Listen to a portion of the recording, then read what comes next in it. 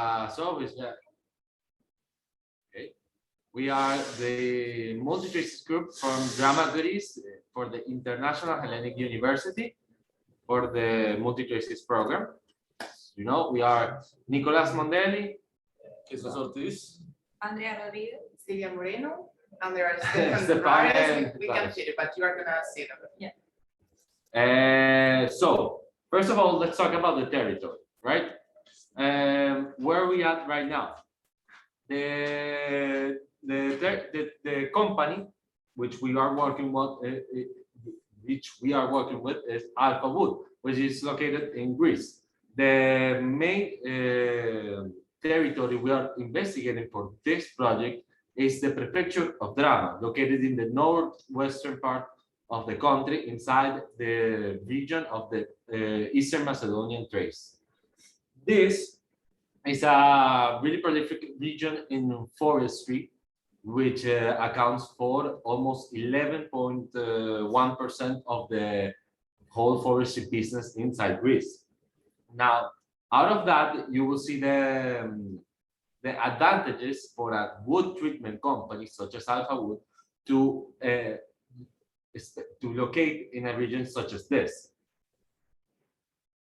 The total Dharma prefecture has around 173,000 hectares of productive forest. It has a lot of agricultural land. It is also a well imposed region in the renewable energy sources, which is a field of interest since Alpha Wood not only produces pellets and briquettes, but also bioenergy. And it is also denoted by this region the amount of coffee they drink, mostly in the general country Greece, how they are coffee lovers and have a culture around it, and their economy surrounding this territory. So the Alpha Wood company is one of the biggest wood treatment companies in Greece. It works in different sectors and wood treatment process and finishes around 3 facilities. One in Larissa, one in Grevena, and the other one in Cato Nevrocopy. Mainly the one in Cato Nevrocopy, the one we're working with, works with pellets, briquettes, and bioenergy. As you can see, we went to the company, they show how it worked, how things were made, the current issues, the project, how these projects arose, which gave us a general overview of the process inside this facility, which meant how they obtained their supply through forest cooperatives, private suppliers, in order to obtain the round wood and the biomass to produce the pellets, briquettes, and the bioenergy, which in turns also produce some byproducts. The thermal had some water byproducts with energy loss, which we found out they are already treating with, and the huge amount of ash. And from the pelletizing, they obtain mostly clean pellets and briquettes, and whatever residue can be put back in the system in the thermal process. And what their market consists of and what advantages we can analyze later out of that. We have found 2 points of entropy out inside this, which is the constant supply they can obtain for their pelletizing, since they are high quality product company in which they need a good source material that can produce these pellets and briquettes at a high certification level. And with everything that's been happening, the COVID, the Ukrainian war, prices and the wood market has fluctuated into a point of low low supply, high demand, which in terms also has lowered the storage of the company and the production. So we also denoted the certificates, since it is a high point for this company. And the N plus is a international pellet certification that treats with the properties of these pellets in order to obtain good burning, good byproducts, and it's also really related to the machinery in which the pellets are used in order to not damage the customer's experience. So the A1 is the highest one, A2 is the second, and the B is the one they use for the industrial. So, Okay, so I think it is Andrea on my part, because as we are studying international relations, we were doing the marketing plan and also the economical part, let's say. So we thought that it would be interesting to do a SWOT. Here, this is just the PowerPoint, but if you go to the documents that we will send you, you can see properly explanation of the whole information and why we took this kind of decision.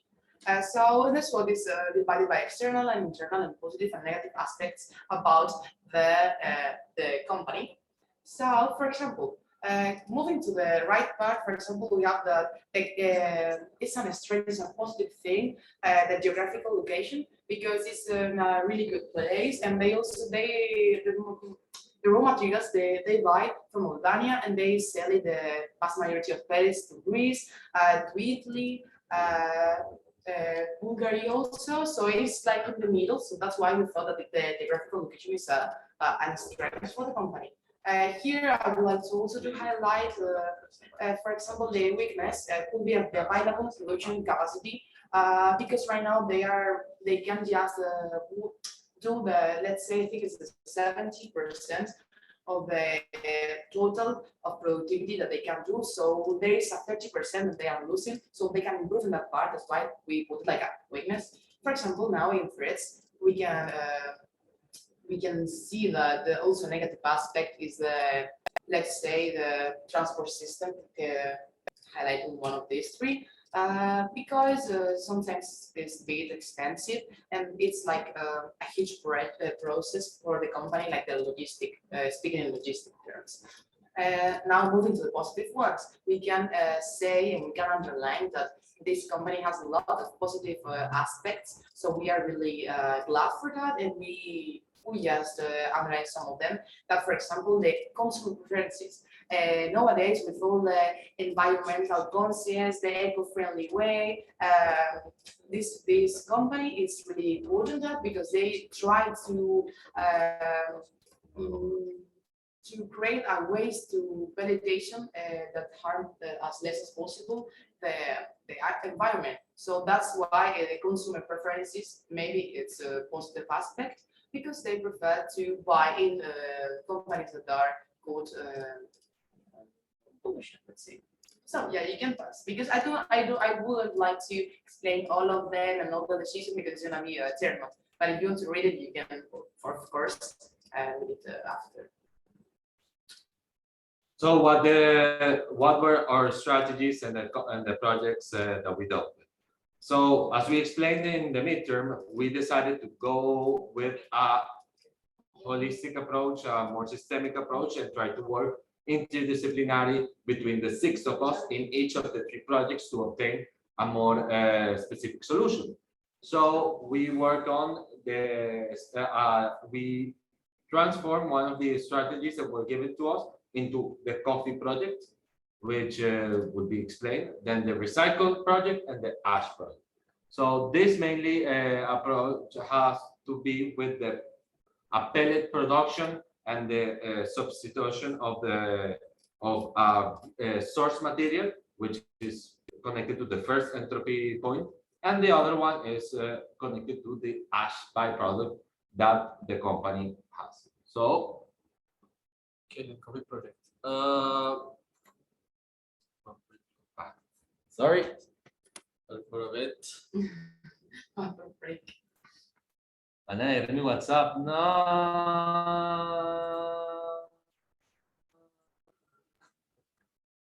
We have it over here. In any case.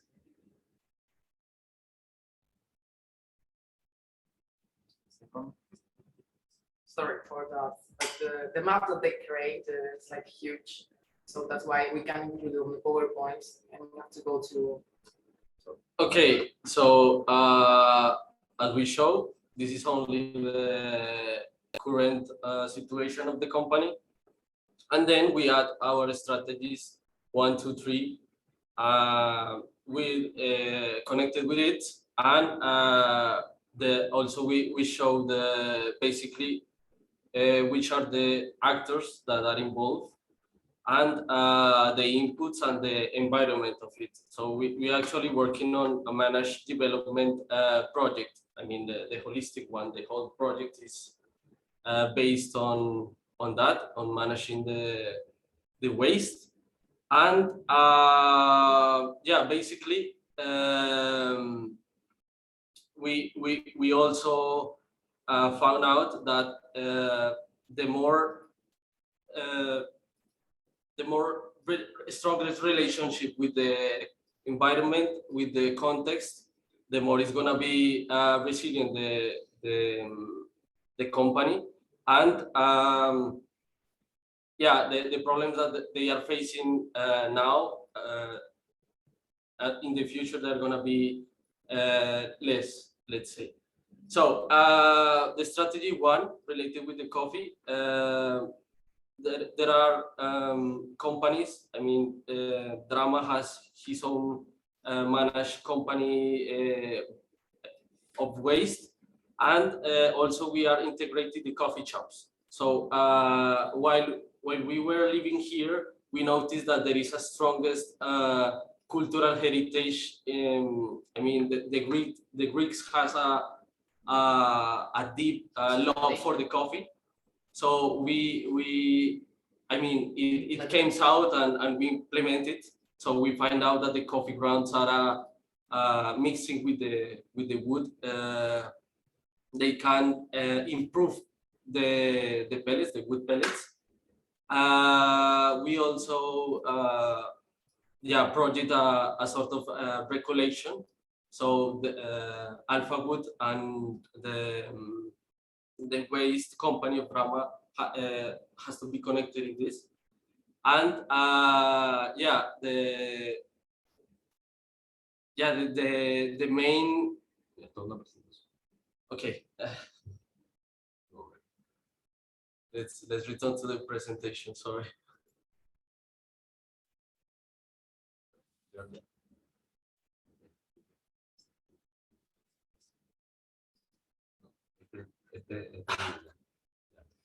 Okay, as I was saying, the scenario was like we found out that the Greeks has a deep love for the coffee, and there is a huge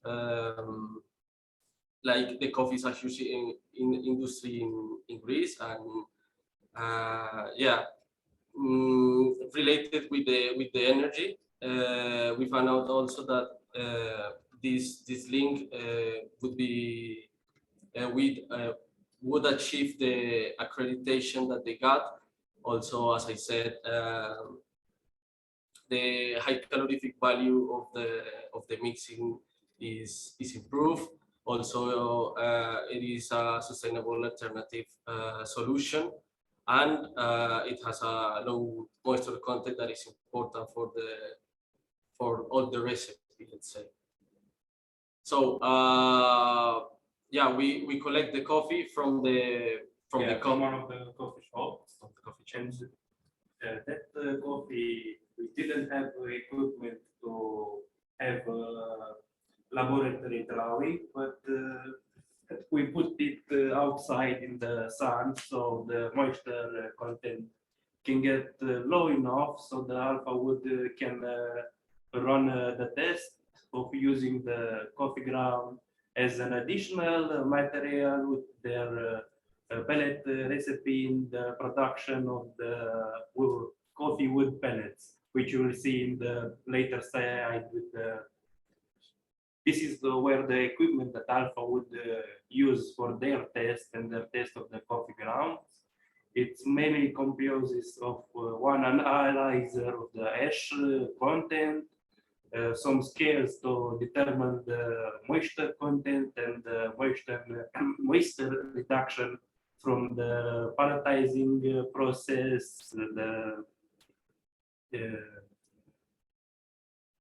the mass rejection process, and the caloric, and mostly some raw data that they use when they test the pellets for the accreditation, which they do 4 days, 4 times per day, so they can be sure that the pellet quality is constant. This is for the first 2 samples. There's one more that they tried to produce the coffee pellets with 100% coffee ground, but because one issue can be their machinery or the moisture content, they couldn't make the pellets. Based on a paper that we found, it talked about pellets made from 100% coffee, but there was a line there where the moisture content was reduced between 6 and 10% by having the coffee in a drying facility at 100 degrees for a time of 12 hours. But the first 2 samples, first one made of wood recipe that they use for their A1 pellets and 20% coffee.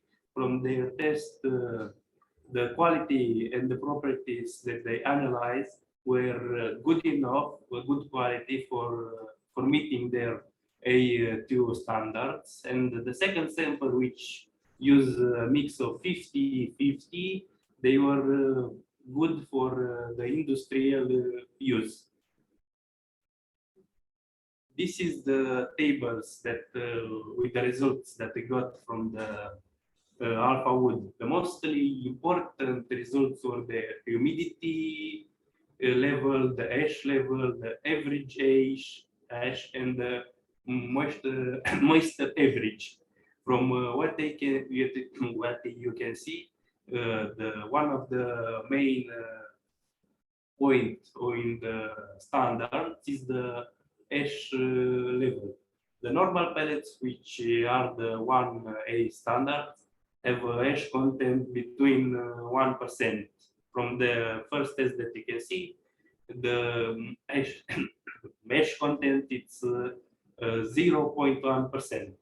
For the first sample, which had 80% wood and 20% coffee, the moisture content is 1 and a bit, which is higher than the A1 standard, but it's with the standard for the A2 pellets. The second one, which is with the 50-50 combination, it's higher than the A2 standard, but they meet the B1 standard, which is the industrial pellets properties. This is the first sample with 80% and 20% coffee that meet the A2 standard. And the second sample is with the 50-50 mixture. This is based on the city of Drama, where when we are there, we see that there are a lot of coffee shops in close proximity, and based on data we analyzed the map, and we found that there are mostly close to 40 coffee shops, only coffee shops in Drama. Here you can put even the restaurants, hotels, and many points. I mean, you can buy coffee everywhere almost. Yeah, well, And all of them can produce a bit of waste every day. yeah, basically what we did here was like track the principal coffee shops in Drama, and we used an artist. That is a program that can put the coffee shops in Location. in the in a location, in the specific location. So it would help us to In the logistic in way. the logistic way, and how where are Yeah, how to the pick up all the coffees. Yeah, because, from what you can see, almost all the coffee shops are in a very close proximity with each other. yeah, and I mean the principal advantage is like you can also find out where are the best location for our storage. Yeah, what Jesus Yeah. did, it was really useful for us because we can more or less know what the company, I mean, the way with the trucks or lorries has to do to pick up all the coffee. So with these green dots, as you can see in the map, is where all of the coffee shops in Drama. So we have around 40 coffee shops, and where are they located? So we can go faster to create a route to pick up all the coffee in a very Efficient. fast way and efficient way. Yes, that's why we try to do that. Okay. This is a photo when we are doing the project. You can see there. There was a point on how do they store the coffee based on a company in England that already does coffee pellets, coffee briquettes. This is their main product. Based on that, we found some photos that one of the methods for the storage for the coffee grounds will be inside the facility, because outside, I mean, the Will be coffee damaged. particles are very fine and it could be blasted by wind.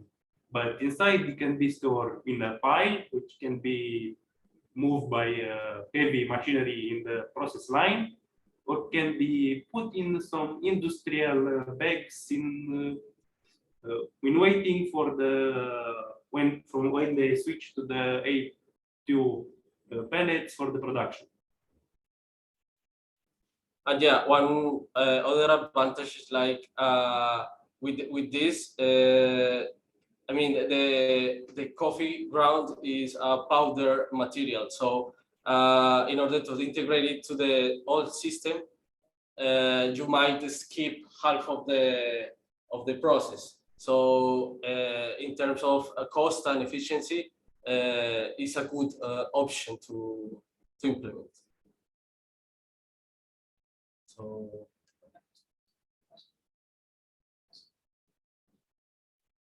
Okay, so now we're gonna end with economical and to see if it's available, if it's worth it or not, this project, because it is the main important for the company. If this is perfect, but it's not worth it, we can do anything. So sum up in conclusion, the company had a problem. They can supply all the demand because they didn't have all the raw materials. So our mission was, what can we do? How we can find raw material if they can't buy it? And the point, the framework was, we want a really high quality because it's like the image of the company, high quality. So the solution was coffee, because as Stefan was saying, Yeah, I Jesus was found saying, one they are- paper that yeah. discussed the They- use of the coffee for the pellets. yeah. So with all of the tests that we already have done with this month, we proved, and also in the document you can see that we proved that the coffee ground has very good quality because of humidity and calorify, among others, properties that prove that that if you book chicks wood that they already using, chicks wood with coffee shop, coffee ground, sorry, you can do a really good mix. We have two kind of mix, 50% coffee ground, 50% wood chips, and 80% wood chips, 20% coffee ground. So here are all the details and how much can we obtain, how is going to be the profit. I don't want to bother you, so I'm not going to explain one by one everything, but you can see in these slides how with, for example, here you have divided the cost first, the three, and then you have the benefits. So we put everything is hypothesis and it's like an average, because we can be, Andrea and I can be that specific because it's impossible. And the benefits, as you can see there, they are divided by two big groups. Mixed one, 50-50%, mixed two, 80-20%. So we did some assumptions. Can you please pause? Yeah, here. So we wanted to have an example like what will happen in 5 years, from here to 5 years. The good part is that, for example, investment in the second column, you can see that the investment is so low, which is so good for the company because they already are doing television, so they don't have to buy any new machinery, any nothing. So, but we can, you also have always have expenditures, so that's why we put 1000. For example, the first year we thought that as we are starting, we are just gonna arrive to 40 coffee shops. With 40 coffee shops, if in average each coffee shop can give us 4.5 kilograms, we will obtain I don't know what it is, sorry. Yeah, the quantity from the coffee shops is based on some interviews that they do with some coffee shops from Drama, and some of them give us like 4 or 5 kilograms per day, and some that were a little bigger, they say they can make 8 to 10 kilograms per day. So if you average, we It's go close to 4.5. Yeah. And here in the commodities in the second table, you can see coffee ground estimation and raw material acquisition cost. That's how much it costs to the company to buy one ton of coffee ground and 1 ton of wood chips. That's 15 and 160. So yeah, the profit is gonna depend on how much coffee ground we can recollect. So as much coffee ground we are gonna recollect it, as higher is gonna be the profits. So that's why we think that in 5 years we are gonna. Can you pass? Yeah. No, that one? Yeah. So that's why we think that from here to 5 years, the company is gonna grow in terms that the area that they are gonna arrive, let's say that they are gonna cover, is gonna be bigger. So I think that is very good solution. But for example, in the first year, you can see the quantity is negative.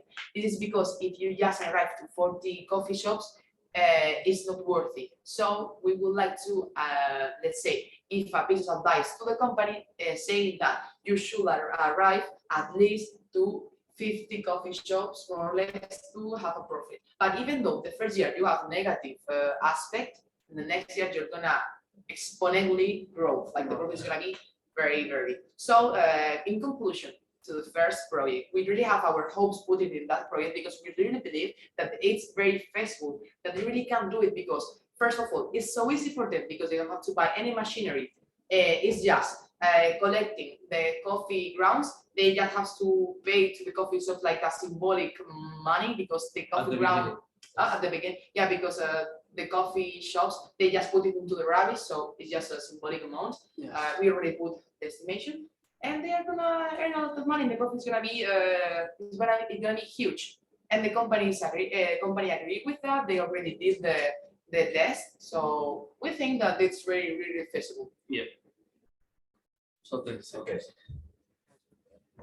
So now we pass to the second strategy, which is also related to the sorry, same please, format. just a moment, please. I want to take care of the time because all the presentation, I don't know, it's good to have around 10 or 12 minutes to be time for everybody. So please present the important, the essential things. Okay. Okay, so basically going forward with the same problematic of the supply chain, we went on to search for recycled wood materials that could produce also pellets. So we made a research into new source materials out of 18 studies, which incorporated not only wood biomass, but also herbaceous and fruit. But because this is a wood treatment company, we decided to go along with those that related to wood. Now, that meant that we were looking for also the N+ certification in these studies, which could give a pellet of high quality, the one that the company is already used to. And we found out that the recycled wood, even though it's inconsistent, has some type of categorization, A, B, and C. And you can buy high grade category A, which is unprocessed or uncontaminated wood, and the studies show that pellets can be done with A1 quality, which is the highest in the N+ certification. So we went on into a strategy in which I'm gonna be brief with the map if this reads. Okay, no, doesn't take out. Okay, so we also proposed a marketing plan. We have done a marketing plan that is a structured and organized document to see or to fix the objectives of the company in a determined period. And we have studied the macro environment and also the internal one, and where there are political, economic, social, technology, environmental, legal factors. And also we have made some strategies like segment the market, targeting, and position the company with its product. And that's it. So out of that, we did the comparisons between the pellets produced from these materials and the M+.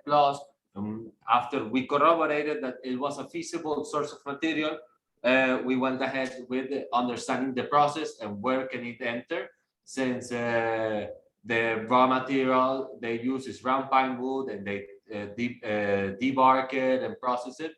This material would come already into a wood chip type of scenario and already decontaminated, so it will have entered right at the second grinding process instead of the size reduction and sieving process. And to see if it was feasible, we needed to understand the quantity of this material available in the country. So it is an issue around all countries that they're trying to have a better waste management, and because they are inside the European Union, they also are obliged to take bigger concerns around this, which the own ministry and government has already established. These were targets for the 2020 year, and you can project 132,000 tons of this recycled wood. Now, that is an estimation for that year, and we can assume that we can't assume that all of that would be sold to the company, but it's the availability of the material. And because the supply range is around 600 kilometers, we also expand to other countries that could also provide this type of recycled wood.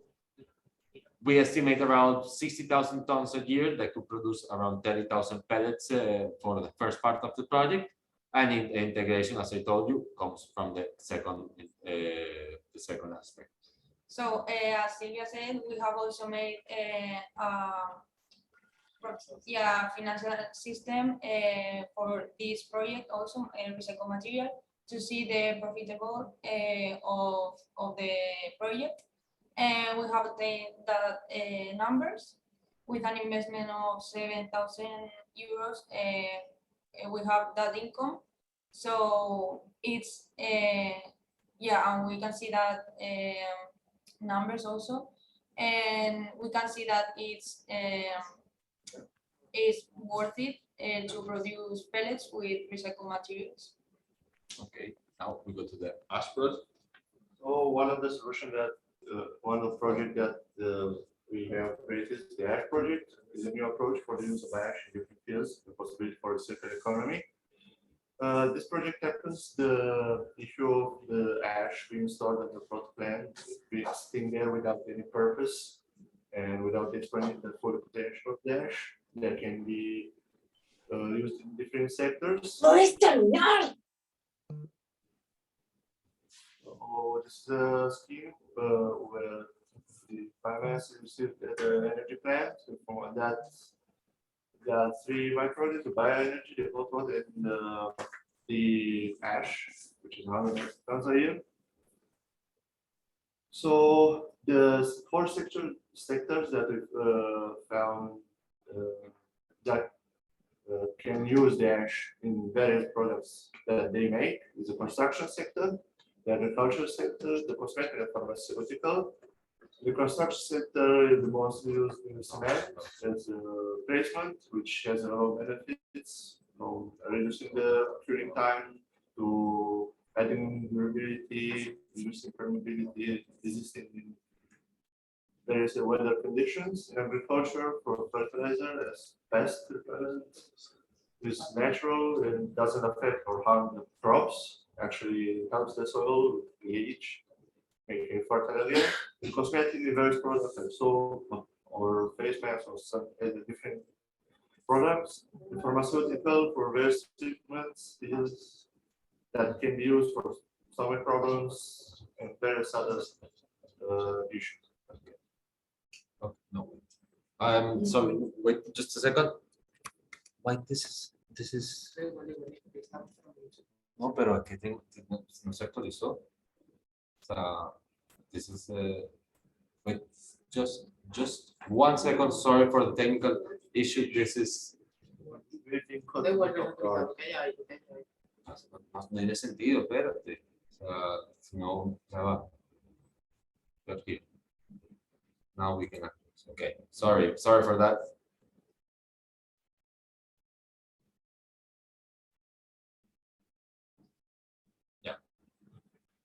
This is the property of the ash as we received it from the company after they have given us the information we asked for. And Yeah, that's so. yeah, we compare it with other various properties from other ashes used in other companies, and we have found them similar. Okay, these are the product sector that we can use the ash for. Well, the map break, we'll show it later. And the proposed solution The was proposed solution was a candle which can tackle the issue of a constant property of a constant ash with constant properties because every day they are burned multiple materials and the properties varies a lot from day to day. So in order to have a good ash, we need to implement a solution in which there's a calendar every week. There's a different material that has been burned, and that ash collected from the material that has been burned that week is collected separately from the other ashes on the plot of land. So when the ash has been packed, it can be used for the various sectors specifically. So there's no mixed properties and it doesn't harm. Okay. This That's the way to try to collect it, Yeah, how it collect- works. Yeah, in a peaceful and clean way. This is the new processing of the ash. It's like simple, just adding that ash to the filling point and getting the site to the second point, getting packed, stored on the pallets, and then sold. Those are the 3 different size packages that we came out with. So respect some. to each Yeah, of the this is the kilograms that we are divided. Okay. Yes. And to sum up this is the last words that we're gonna say, to sum up the project. The company has a problem. They burn, no, they have a waste in the company, and they were like, okay, what can we do with that waste? Because it costs them money to put this waste, this trash away. So they burn all the waste. And what can do with all the ash that this burn produce? Okay, so we through all of the studies, we thought that there are the 4 sectors that they can use the ash as a raw material. So we are gonna divide it in 3 different packages. We are gonna sell this content of ash to different companies and different sectors. And these are the amount of money that we are gonna win or lose. In this case, we are gonna obtain profit because we don't have to buy any raw material, because the raw material that we're gonna use in this case is just the ash that is burned, producing by burning the biomass and all the stuff produced by the company. So that's why we already knew that we are gonna obtain a profit. That's why we think that this is a really good solution for the company, because we found we have a problem, we have trust. In the beginning, it was a useful thing, and we convert this unuseful thing, giving a new life, obtaining a new product that we can sell, which will have profit. Also, we can have social responsibility. Corporate social responsibility, which that means that this can create a green and good image to the company that can increment their profit, not only in the ash project, but also in the general view of the company. Because if the city of Drama, in the region of Drama, or Greek in general has a good perspective about Alpha Wood company, like this company is working eco-friendly way, they really want to boost this kind of project, they try to re-give a new life of the products, maybe they're gonna increase their profits. So that was everything. That was our 3 projects. And guys, though, we are really glad to do this presentation. We worked all of the 6 together, and we had a great time, and we could really enjoy and study and discover and learn new things. And we hope that these projects will be implemented by Alpha Company. And that is the.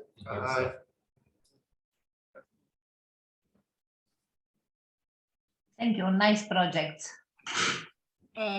Thank you very much, the team working at IHU. You were great, guys, and you had a lot of interest, and we were happy that we had you here. So we would like to just hear from Dimitris Glazos, if we may, probably a small intervention on the project ideas and the work of the students and how they think it could fit in the frame of the activities of Alpha Wood. Vaso, first of all, you will allow me to thank the students for visiting the company a few weeks back, for taking the time to think and work in all these projects. And also allow me to say it was a pleasure to meet every single one of them. Now, about the projects, we have seen the results from the coffee beans in the laboratory, and we have already started a discussion with one of the main coffee players in Greek territory in order to investigate possibilities for cooperation. So I think that this was really interesting to see. It was interesting also for me to see the results of the project, and we will try to investigate how we could make the project reality. As far as for the rest projects, it's something that we are considering. Of course, in the other 2 projects, there are significant investments to be done. So overall, we will study, and we hope that soon enough we can make something out of them real.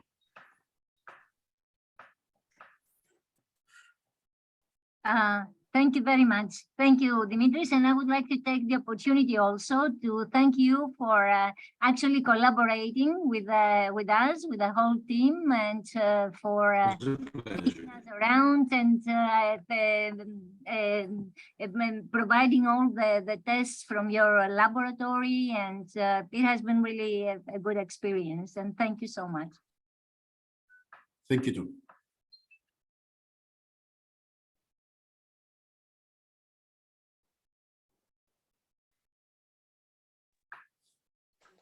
Yeah, I don't, I don't know if you can hear from Torino that your colleagues clap their hands for you. Okay. Yeah, so thank you so much for. Thank you. Thank you so much. Yeah. Bye. Thank you. So I don't know if there is some question about the project, or if we want to go further and then maybe collect some question at the end. Okay, so I think we can go with next presentation, but I don't know if we want to start from Italy. Okay, so here, okay. Oh, please come here. I share the screen, not me, but the other students that are here. Okay.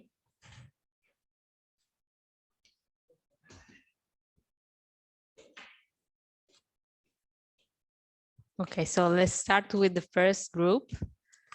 And this first group work with Agroindustria, and Giuseppe cannot be here today with us in presence and also online because he has some problem to manage.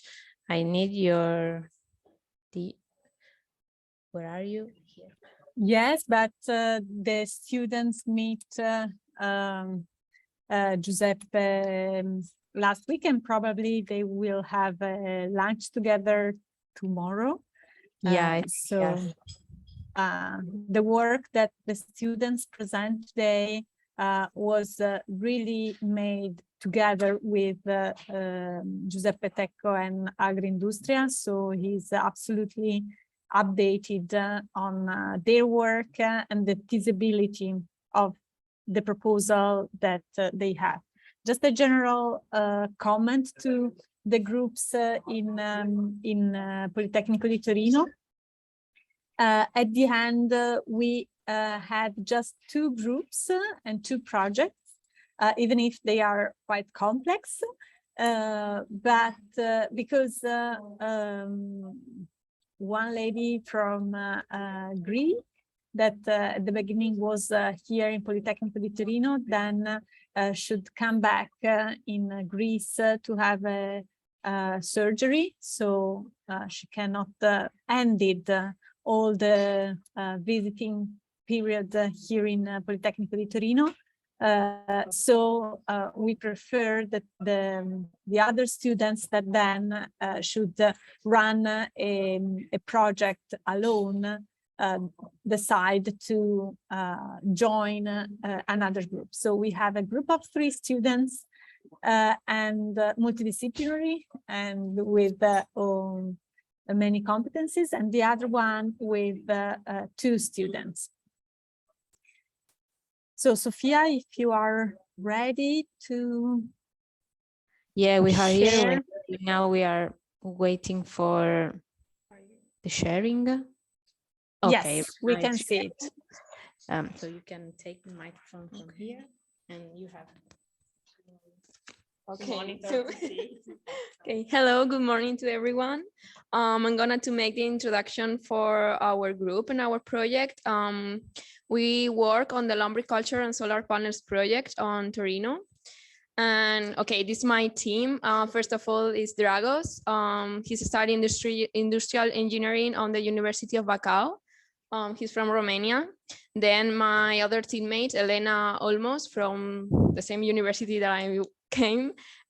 She's studying the same of that I'm studying, international relations, and then me. Okay. This is your team all together, okay? Yeah. So I suppose everybody will present a part of the project, Elena, yes? Yeah. Okay, thank you. So before starting with our presentation, we just wanted to make we just wanted to mention that today is 28th of July and it's called like the Earth Overshoot Day of this year. So that means that from tomorrow, we will be using already more resources than what the Earth can produce. This is a little pessimist, but it was really related to our topic. So we thought it was interesting to point it out. Okay, here's the before starting the presentation, I apologize to everybody, but I would like to say goodbye to all of you, since I have to attend another meeting and they are waiting me in the meeting room. So I wish all the best to everybody and hope to see you soon. Bye, Thank you. Beatrice. Thank you. Bye. Okay, here's the leader index we are going to do today. We are going to talk about our company, some keywords, the key ideas of our project, specific problems, the solutions, which solution we have choose, the project stage and the budget. So here, first of all, okay, this is our kind of boss here.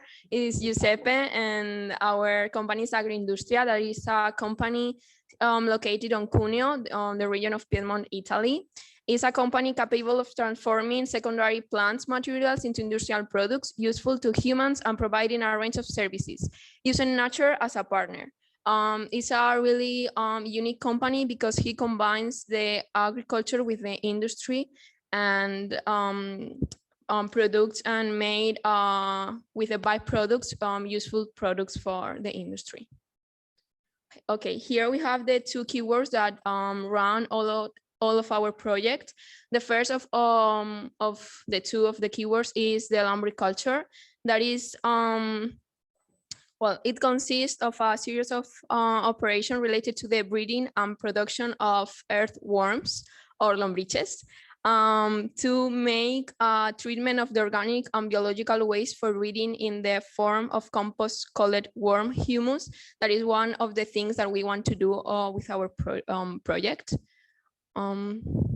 Is this video? We went with Giuseppe for a company that already made this. You can see, well, how it works. And then, okay, now, the solar trackers, that is the other part of our project, to save energy with solar panels. But we choose these ones because are the ones that let us to get as much energy as possible from the sun. And they are 30% more efficient than the static ones. Because they are moving when the sun is moving along during the day, they move with it. Okay. So once that you understand kind of the two running concepts of our proposal, we also wanted to point out what are the key conducting points of our proposal. So the first is collaborating on the transition into sustainable agriculture, since the production of humus is permits to replace the chemical fertilizers that are used now in the ordinary agriculture and that cause a lot of damage to the environment. And then the second one will be a smart use of the land and installation of green energy production, both making like promoting this smart use of the land and the transition into a more like green energy production system. And then on the last part, it's conducted by the solid waste management and the promotion of circular economy, since it's giving like a second life to discards that otherwise would be lost. So before choosing one of our, like the proposal that we wanted to choose as a solution, we analyzed the area in a we conducted analysis that was done as a micro, meso, and macro level. So once we kind of recognize some of these problems, as for example, I don't know, like soil degradation and otherwise, I'm not gonna say all of them because we don't have time, but once we recognize these problems, it was possible to recognize also some solutions that we could give to these problems. So we specifically think about 4 of these possible alternatives, and all of them were good for the the organic waste management.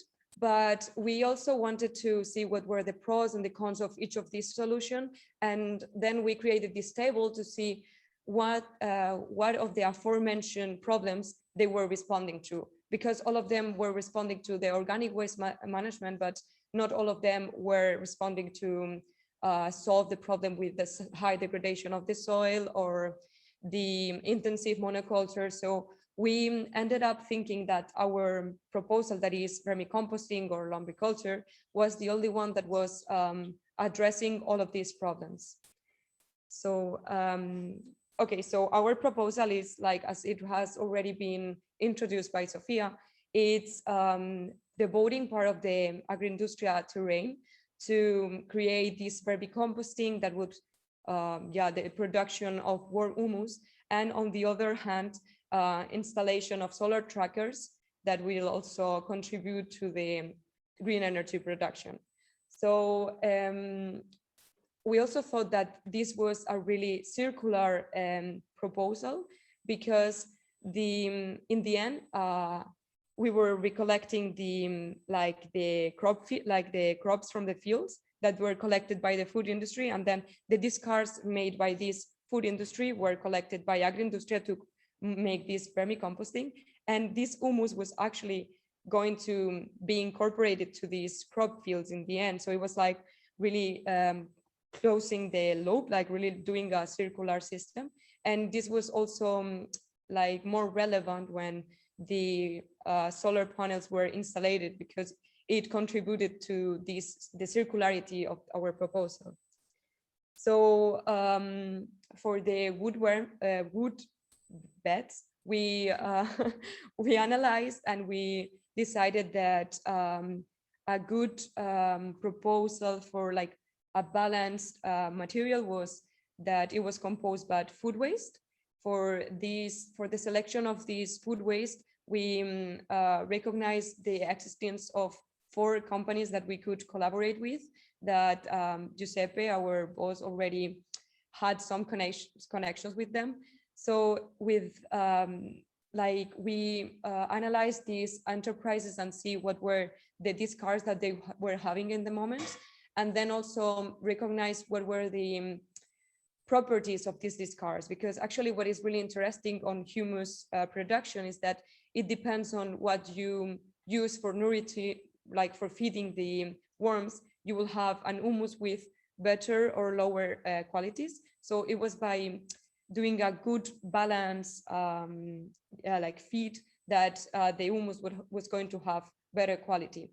So then for the 40% was animal manure, and finally the 30% was the dry discards from agri-industria. We decided to put them in the top and the bottom because they are drier than the others, so they can get part of the moisture of the other discards. And yes, our proposal is in different stages. Okay, so the project will be implemented in a terrain of dimensions of 33,000 square meters, and the execution will be done by different stages, starting with the experimental phase or the year 0, when we gonna use only 10% of the total surface, that is equal to 3,300 square meters. The length of the worm beds that's located directly on the ground will be 15 meters with 1.5 meter width and 2 meters distance from one bed to another, so a tractor could easily pass to collect the humus. The second phase of the extension phase will have in the first half of the terrain an extension of the lombriculture beds that will progressively grow from the 10% of the length to 50%, the 50% being equal to 16,500 square meters. On the second half of the extension phase, the total surface for vermiculture will be again progressively extended until reaching 91% of the land, that is equal to 30,030 square meters. The terrain can be used for extending the vermiculture beds to 100% because of the full growth trees and the fences that are occupying the last 9% of the space. On the third phase of the installation of a photovoltaic panels phase, as pictured in the image, a bar placed above the worm bed will hold the photovoltaic panels. This bar, made out of strong treated iron, so it can be held onto pressure, will be 16 meters long in order to cover the 15 meters bed, and leaving 0.5 meters at the beginning and at the end of it, so the workers can have enough space to recover the humus. The 2 lateral bars have a hydraulic system that allows them to go from 1 to 4 meters up. The idea behind this hydraulic system is that the shadow produced by the photovoltaic panels is not fresh but hot. And if they were to be too close to the bed during the hot months of summer, that could suffocate the worms. In winter, on the contrary, this heat that is emitted can be good for the worms, and it can also serve as a shell that protects them from the low temperatures of extreme winds. The horizontal bar has implemented a hydraulic pivot together with a sun tracking system that will allow the photovoltaic panels to rotate 180 degrees, constantly following the sun, moving from east to west. The reason behind choosing this solar tracker is that they can produce within to 10 and 30% more than a static one, since they spin from the sunrise until the sunset. Yeah. Okay. Okay, for last, we have the budgets. As we have divided project in 3 steps, we also divided budgets in 3 different steps also. So the first of all, we have here the first budget. It could be investment of approx 9,000 euros with with maybe we can have a university project for experimentation subsidiary. So we could earn some money for the experimentation phase, and he also he only will have to invest on the earth preparation and the water installation. Then we have the second budget and the third. Okay, the second one is for the second year of the lombriculture, where we start selling the humus. So we will have a profit of 1,170,000 euros. And then the last one is the most expensive one, because it's the one that takes about the solar panels implementation. So he will have to invest on all the solar panels material and the labor force for the installation. But also we have calculated that he will have more profits than cost. So on the third year of the project, he will have a profit of approximately 1 million euros. And then here you can see the image of the packaging prototype that we have designed for the humus. And then very fast, the conclusions to end with this project presentation. Also in the worm, sorry, so also like the worm has a hat that Dragos designed with the solar panels design. So to conclude, we just wanted to kind of point out what benefits this proposal could have in the company. On the one hand, it would not just only like give like another use to this discard that right now is being not used, but also it will, like with little of investment, it will create a product that can have like a big quality and that can give them like a lot of profits. And then on the other hand, even if the goal of the company is to do the solar installation to be self-sufficient, to not depend on the general energy network, it will also mean that using such a big terrain, like 3,000 square meters terrain for the solar production would mean that they will have a surplus that they can sell, as Sophia was pointing out with the budget, and that would also give them a lot of profit. So in the end, it's really beneficial economically speaking. But also we wanted to point out that this proposal has benefits that go beyond the company, because in the end it's promoting the transition into a sustainable agriculture, into a green energy production, and into an economy that is like more approach on a circular economy approach. So, so in short, we think that this proposal contributes to the sustainable development, and that's why we think it's relevant. Thank you. Okay, grazie mille per tutto. Thank you very much. È stato un piacere. Thank you. Thank you. Yeah, you can leave the floor to the other group, and Sylvia clapped her hands for you. I saw on the chat that one group want to pass as next group, but we want to finish with the students from Italy, and then we move to the Romanian one, if it's okay for you. I hope yes. Okay, yeah, from us will be great going after them. Thank okay, you. Great. You're welcome. So please, Vlad and Evie are here. Okay, I need to let you the permission to share. Who is the one that's okay.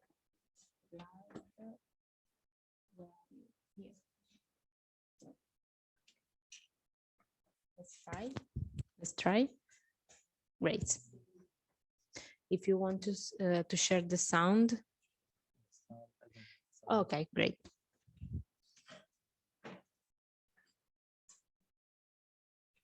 Okay, here the microphone, because they cannot hear you.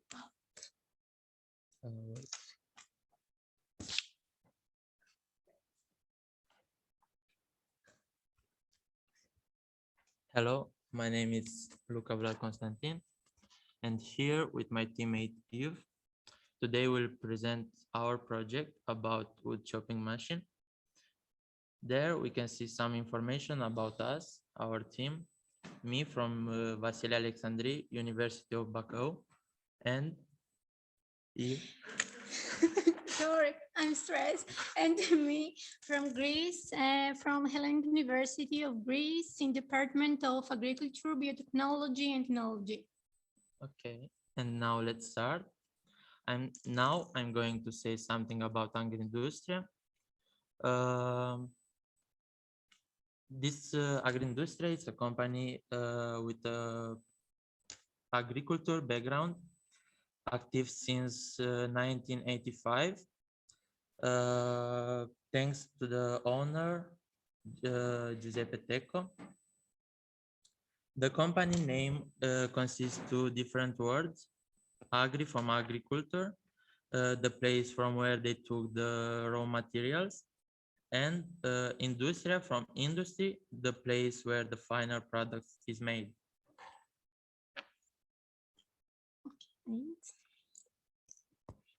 Below we can see the geographical location of the rabbit area and the surrounding areas.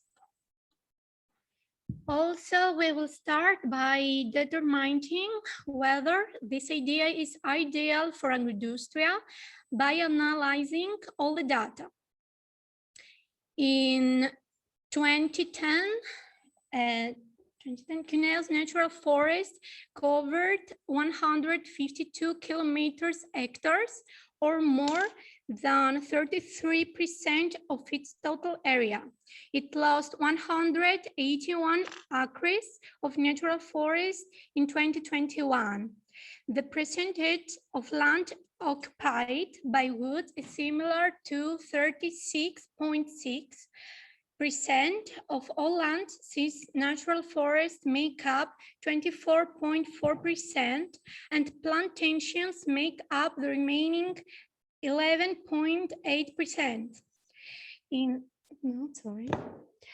And in 2000, Rabbit had 162 hectares of natural forest, and as we'll see below, it seems to have declined over the years.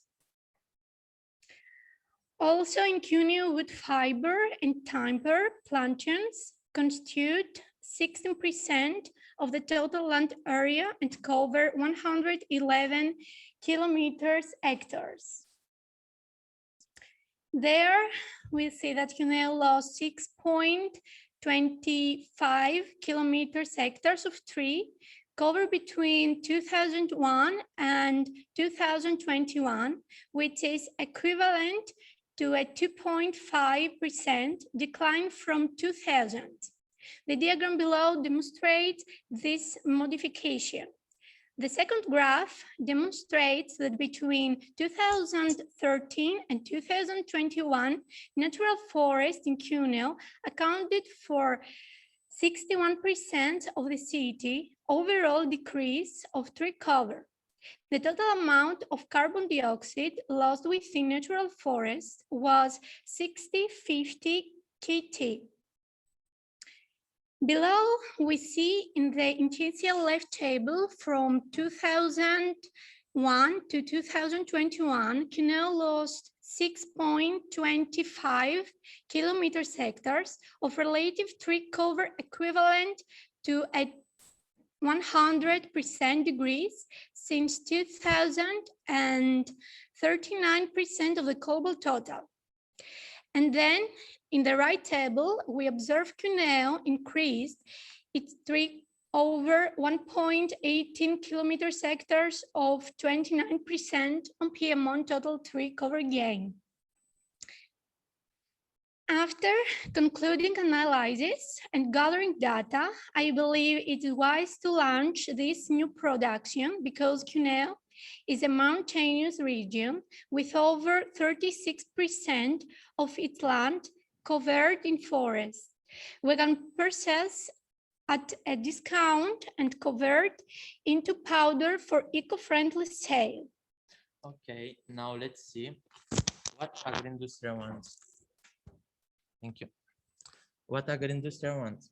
So, first of all, the Agriindustria wants to produce powder in order to double the amount of wood powder they use. But without actually buying it.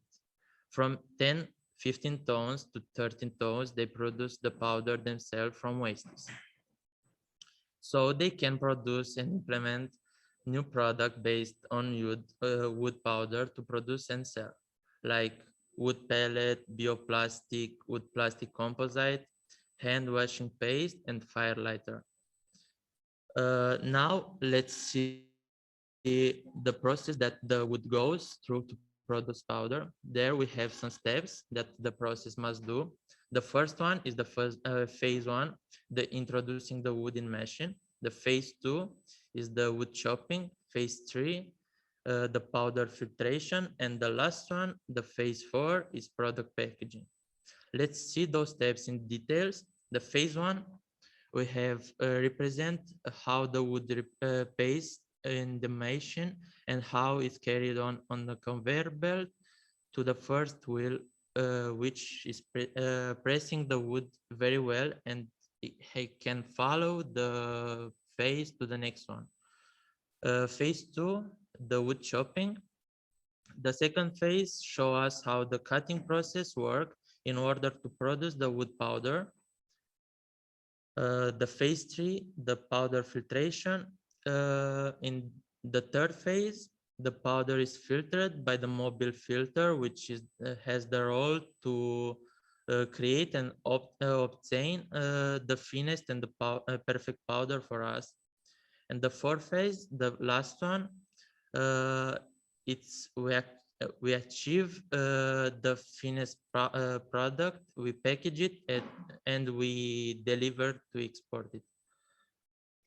Okay, in order to create this powder, we therefore developed two new wood chopping machine concept design. So we will see later. The idea behind our new machine is very simple to grasp and put into practice in the business, because there are only 3 steps involved in producing the product. At first, we're making the powder. Second, we're filtering and selecting the best option. And finally is the packaging and preparing and product for delivery. The first involved machine is hydraulic and applies pressure to the wood in order to cut it smaller pieces and then grind it into powder. The second solution is the machine that will equally cut the wood into much smaller pieces, which will then placed in the milling machine to get the powder effect. The reason that we are proposing these 2 solutions is because they are more affordable. This is because 2 of 3 machines are already in the factory and have proven that their operation is excellent. And now it's time to analyze how this machine will work in an environmentally friendly way. The 3 ways in which this machine can operate in an environmentally friendly way at first. Also, let's focus. Now let's focus on what we don't have in factory, the wood chopping machine, which must be as compact as possible, as cheap as to produce, as easy to use, as eco-friendly as possible, and efficient. Now let's see the 2 concepts for the 2 new machine for wood chopping machine. The first one is this one, and there we can see the main components and main technology. We have right here 2 conveyor belts. One is for transporting the wood inside the machine, and the next one is for transporting the wood, the powder from what we made to the next phase, the filtration phase. We have a dynamic roller that rise up depending on the size of the wood, and it catch it and it maintain that inside the machine. And another roller that had blades attached on it to be able to perform the cutting section, and he has a easy maintenance. Right here we can see the measures, the length, the wide and the height. We have like 3 meters, like a LED.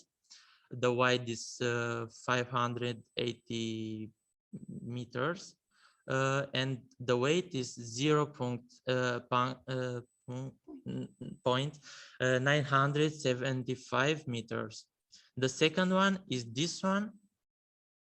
And on that machine, we have the main components and main technology, an hydraulic press that has to make the pieces of wood to go in the next phase, the cutting phase. And the cutting phase we have a spiral cutter. There we have the measures for that machine. 1 meter that 580 meters, the width with 0.500 meters, and the height with 1 meter 276 meters. Okay, and now we are analyzing how this machine can be worked with environmentally friendly way. There are 3 ways in which machine can be worked with environmentally friendly ways. At first, we have the hydropower energy, after biomass, and finally the photovoltaic system. The hydropower energy has a strength point that it's clean, renewable, and safe energy. After we have the weakness point that it needs areas with river, and cost for construction and upkeep are substantial. The opportunities is that flood control, irrigation, and it's more affordable than fossil fuels. And some of threats is that wildlife habitats damage. And after we have the biomass. The strength point is that it produces fewer detrimental greenhouse gas emissions. They have lower levels of sulfur dioxide. Some of weakness points is that a crop require a lot of soil and water to produce their product. The biomass energy is not fully pure, it's quite expensive. Opportunity of biomass is not fully pure and it lessens our overuse of fossil fuels. And for the treat, when using wood pallet, they can produce dust during delivery, transport, and storage periods. And finally, we have the safe solution, the photovoltaic system, that it's free renewable energy. The photovoltaic panel has limited power. Solar can reduce your electricity and cost spent. And photovoltaic systems are also subject to natural hazards. And for the conclusion, I want to say that after the analysis made, we decided that the best choice are the cutting machine that we choose, the one with hydraulic press, this being the most compact and easy to use, and also the most environmentally friendly way is the method of photovoltaic panels that they have company of Industria.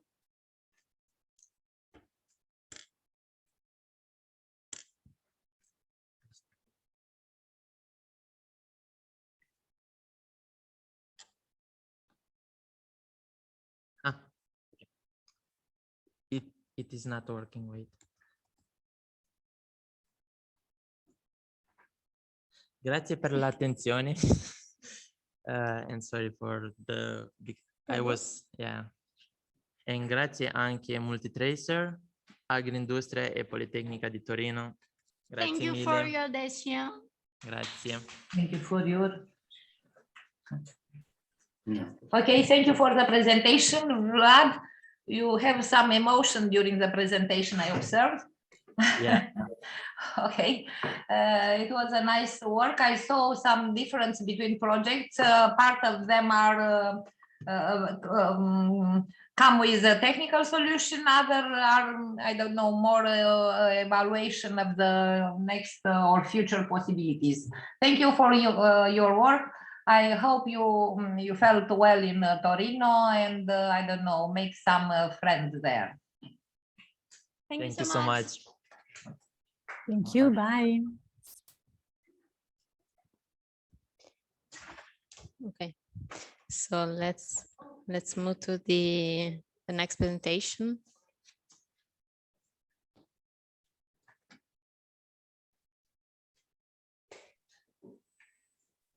Great.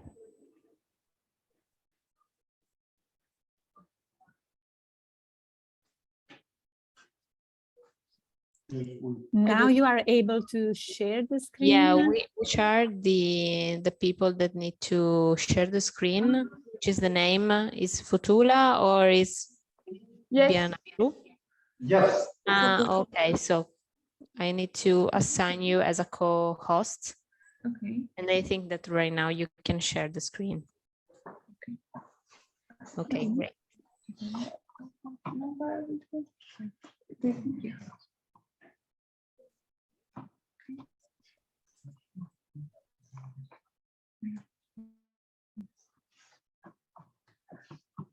Okay, we are the group of Romagna.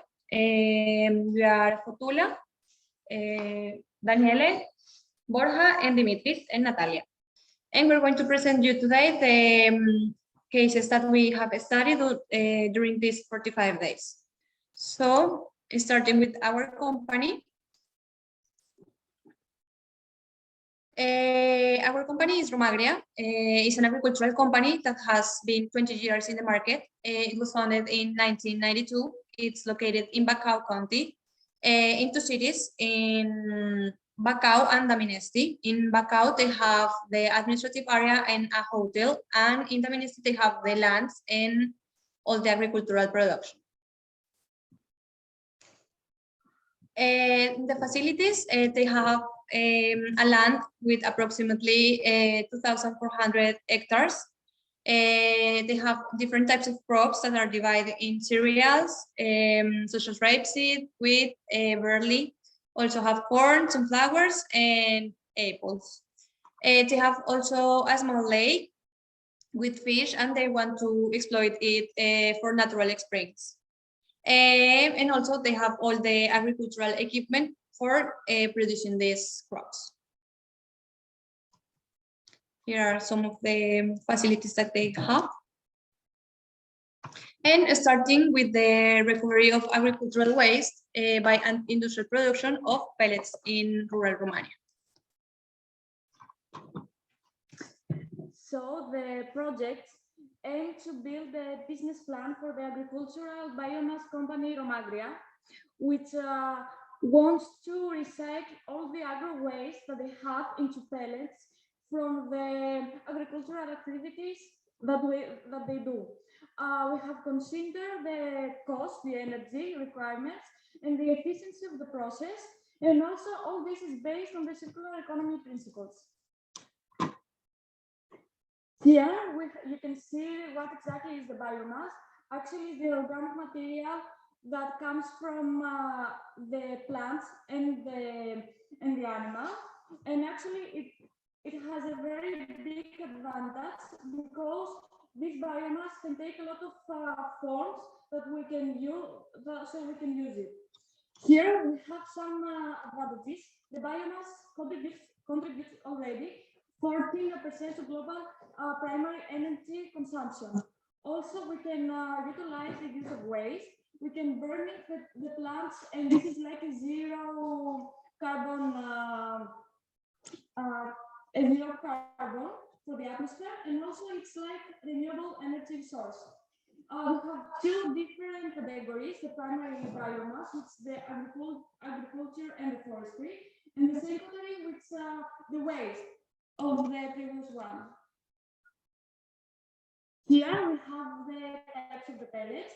It's usually from wood biomass, agricultural waste, and microalgae.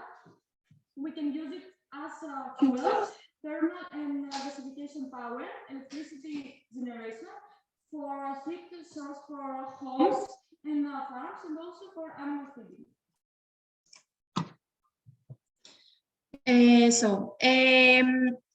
Nowadays, Romagria in the agricultural process, they produce 10 tons of waste per year, and they use it now for fertilizing the soil.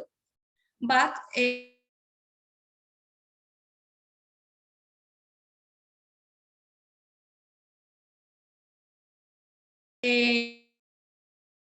it's a lot of waste pellets.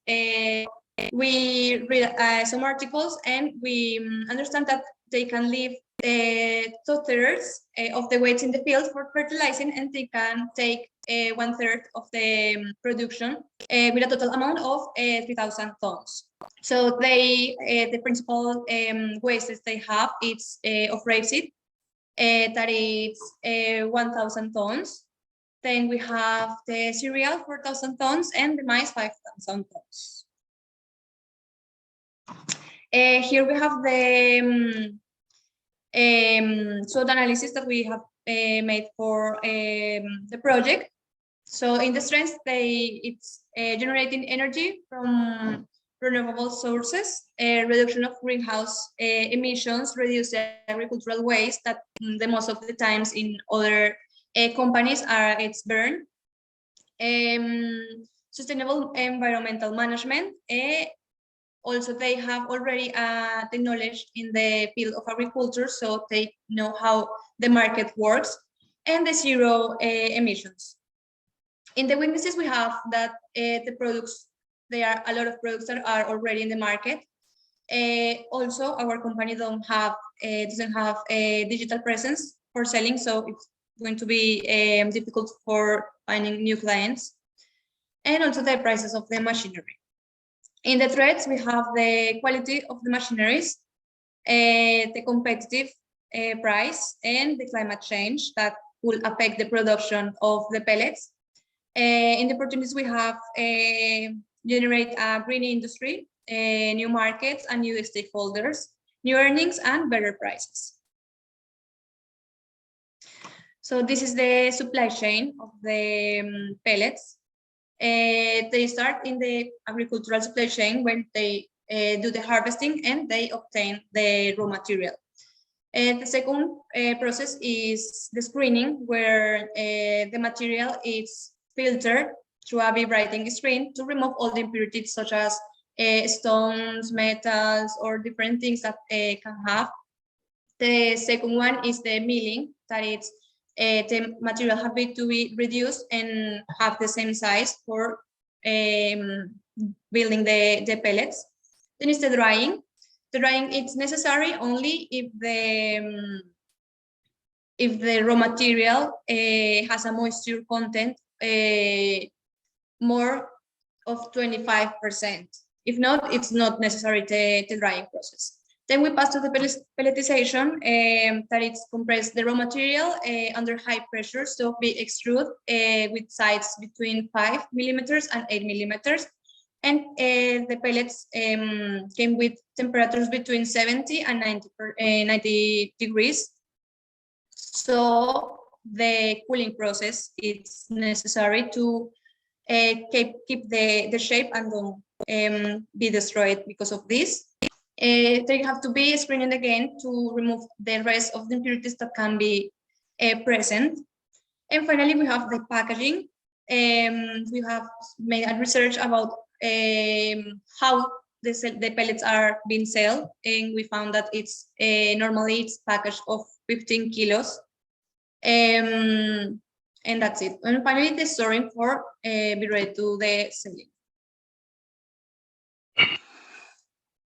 Here.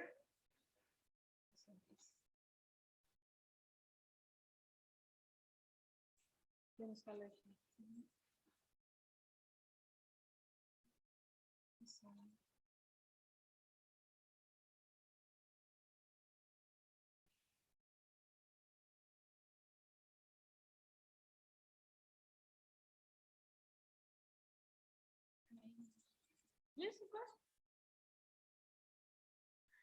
Here we have the requirements for the fertilization. So we need some facilities, at least 30 square meters. And we know that the Romagria already have these facilities. And this is better also for the economical and the environmental part. And also probably they need 7 people for picking up the waste and do all the process. But most of the parts of the process are controlled automatically. Before we go to the economy part, we would like to say that all this plan is based on the circular economy principles. So we have we want to present some benefits. First of all, we have sustainable management of the non-renewable resources. Also, we can reduce the waste, and this leads to the protection of human health and biodiversity. We have less greenhouse gas emissions. We can utilize the renewable sources. We can create new career opportunities, and also, of course, we can boost the economic growth since the circular economy uses the waste of the industry. Okay. Here we have 2 positive and 2 negative environmental impacts. First of all, the biomass is from renewable resource. So it's like a non-ending renewable resource. Romagria is going to produce for the next years a lot of agricultural products.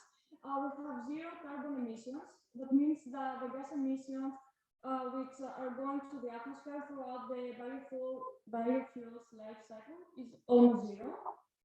Negative is that for the fertilization we need a lot of energy, and this harms the environment in ways like pollution. And also we have less amount of fertilizers, but already Romagria have a lot of tons of waste, so it's not like that bad because we can use a small part for fertilization. Here we arrive to the economical part. We have made a project lifespan of 10 years with a plant capacity of 9.5 tons per day, with a pellet price of 400 euros per ton. So it's almost 6 euros each bag of 15 kilos. With an annual operating time of 2,240 days, the capacity of utilization is 80% and a discount rate of 5%. Here is the initial investment that take into account the machineries that is necessary, 6 machines that we have already seen. Also the energy, the transportation and the installation of the machines in the facility. Here we have the economical benefits. Romagria produce already this waste, so they don't have to pay for the raw materials. The only thing that they have to pay for is the fuel that they are going to use for collecting all this waste to take it into the facility to produce the pellets. They already have some facilities that are empty that they can use for this process and the storage. And another important benefit is that the machinery it's almost automatical, so they don't need to be present the workers like in the whole process, but in some parts of the process. Here we have made 3 scenarios because, of course, each year the prices go up, the money lose value because of the inflation. So the first one, that is the best case scenario where they are selling almost the whole production during the 60% of the production for the first 3 years with an increase of 5% of the energy, the work, and all these things. And from the 4th year, they will increase 3% each year. So we have here the net present value, and the payback period it's less than a year. The second one is the more realistic scenario where they start selling the production of 50% for the first 3 years with an increase yearly of 5% from the 4th year and with an increase each year of 3% of all the costs. And the payback period is 1.3 years. And the last one, that it's the pessimistic case scenario where they're selling only the 35% of the production for the first 3 years with an increase of 5% each year. And with an increase of 3% each year, the payback period will be in the year 5.5.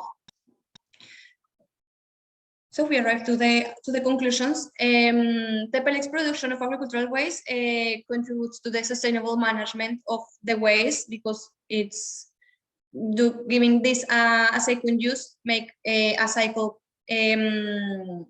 productive chain, so we can help the environment in a certain way. The second one is that the project adds value to this waste from the agricultural activities.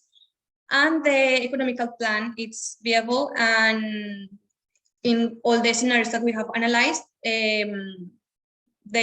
earn in a certain way. That's it for the pellets. We continue with the solar panels.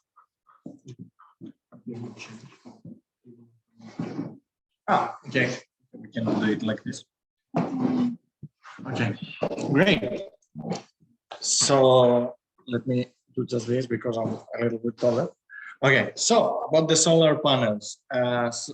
Before we start, someone can say that this is a study that we evaluate the solar panels actually as a circular economy model. And we begin with some information, in general information about the panel. So what is a photovoltaic system? Well, technically, a photovoltaic system has 3 major parts, of course. The panels, the inventors that they transform the photovoltaic electricity through the photovoltaic phenomenon to they use the solar energy to produce DC electricity, and this is really important. It's not like the electricity we use in our houses. And of course, the third part is the storage, or which is the batteries or the grid. It depends on the laws of the area. So the type of the panels are usually, the main ones are 3, are monocrystalline, polycrystalline, and silicon. Each of them has different specs and of course different pluses and minuses. Now, the types of system usually are 2, are the standalone systems that they use batteries and the on-grid system. Mainly in European Union, we use on-grid systems, and this is because of the laws that we use technically. So the current situation in general, well, at 2019, the possible energy production from the installed panels was around 149 gigawatts, and there is an estimation for to grow in around 15% in 2030 and up to 80% in 2050. Unfortunately, by these great numbers, only the 4% of energy in Romania is produced by solar panels. Now, the SWOT analysis for the panels. First of all, the strength. Sun produces unlimited electric power. The photovoltaic panels overall are in an environmental friendly solution, and they don't need exceptional training to use them, of course. Now, the weaknesses. Low productivity compared to other way of producing electricity. Of course, the solar panels can't catch up the power that the fossil fuels can produce with the technologies that we have at the moment. And of course, the major problem that solar panels have, they need a lot of space. They cover a lot of area. Opportunities. The PV panels minimize the fossil fuel energy production, and they offer, of course, new job opportunities, and they reduce the energy cost. And one more opportunity that unfortunately I forgot to add here is that we have a new energy crisis in our doorstep. So the solar panels could be a really profitable idea, but we will check on this in a minute. The threats can lead to health issues. And by health issues, we speak about some accidents and during the installation or the usage phase. This is an unfortunate event that can happen. And yeah, they are sustainable. Yes, they are circular, but their carbon footprint during their discard phase is quite large, and we can't just pass through it. So the final solution that I propose, it's to install 22 panels, one three-phasing inverter for this panel, and one control device. Actually, we use only one system because technically this system can produce the capacity of the roof of the building that we're going to use. So, mapping the area. In the left, you can see a general map of Bacau to see how is the area. Everything is created with a GIS software. And of course, at the right, there is the aspect of Bacau. You can have also a point of view in the slopes of the area. Of course, this map is not for the slopes, but you can have a little point of view about this. And the hillside. The hillside is actually the most important map that we have because it's the way that the sun hits the area. As we can see, and our area is here or maybe up here, so, or not maybe, it's actually up here in the greater scheme. And there is enough energy, there is enough sunlight to sustain the panels, and we calculate this in the next slides. So the land use, as far as we can see, the land use, it's non-irrigated arable land in Bacau or discontinuous urban fabric. Also, there is some water, as mentioned before in the introduction, and of course, a traditional woodland shrub and some other woodland, mostly broadleaf woodland areas.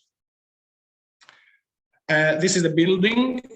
In its total area, it's around 800 square meters, and we will see about his electric capacity. And now here, as we can see,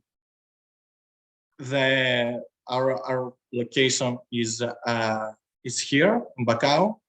It has an overall normal but I can say good potential power, photovoltaic power potential. And of course, during the winter months, it's lower than the summer months. And we can see from the graph on the right about global irradiation. Actually, this is the radiation that we use to calculate the potential power of our panels. So, till now, everything is great, but what about the environment? Well, the solar panels, first of all, they can affect the land. They're larger problem, and the most common problem that they cause is the land use. So by the fact that we are going to install them on a roof, we cover this, and they are not going to have a great impact on the land. Of course, there is the water and the air, and the impact will be really low, only in some extreme cases if there is some chemical escape from the panels, and can lead to poisoning the hydrological horizon, but this is an extreme situation, doesn't happen almost never. So And this depends, and this is also about the air. So about the ecology, the flora and the fauna of the area, because there are some forest areas around the company and the building, and we must be really careful about the case of a fire caused by the panels. Now, the electricity production, the annual electricity that the panels in the roof can produce, and this is the max electricity, it's 21.81 megawatts per year in DC, and in AC it's 20.72. And of course, the consumption that they want to cover is 170 kilowatts. It's really few compared to the thing that they can produce.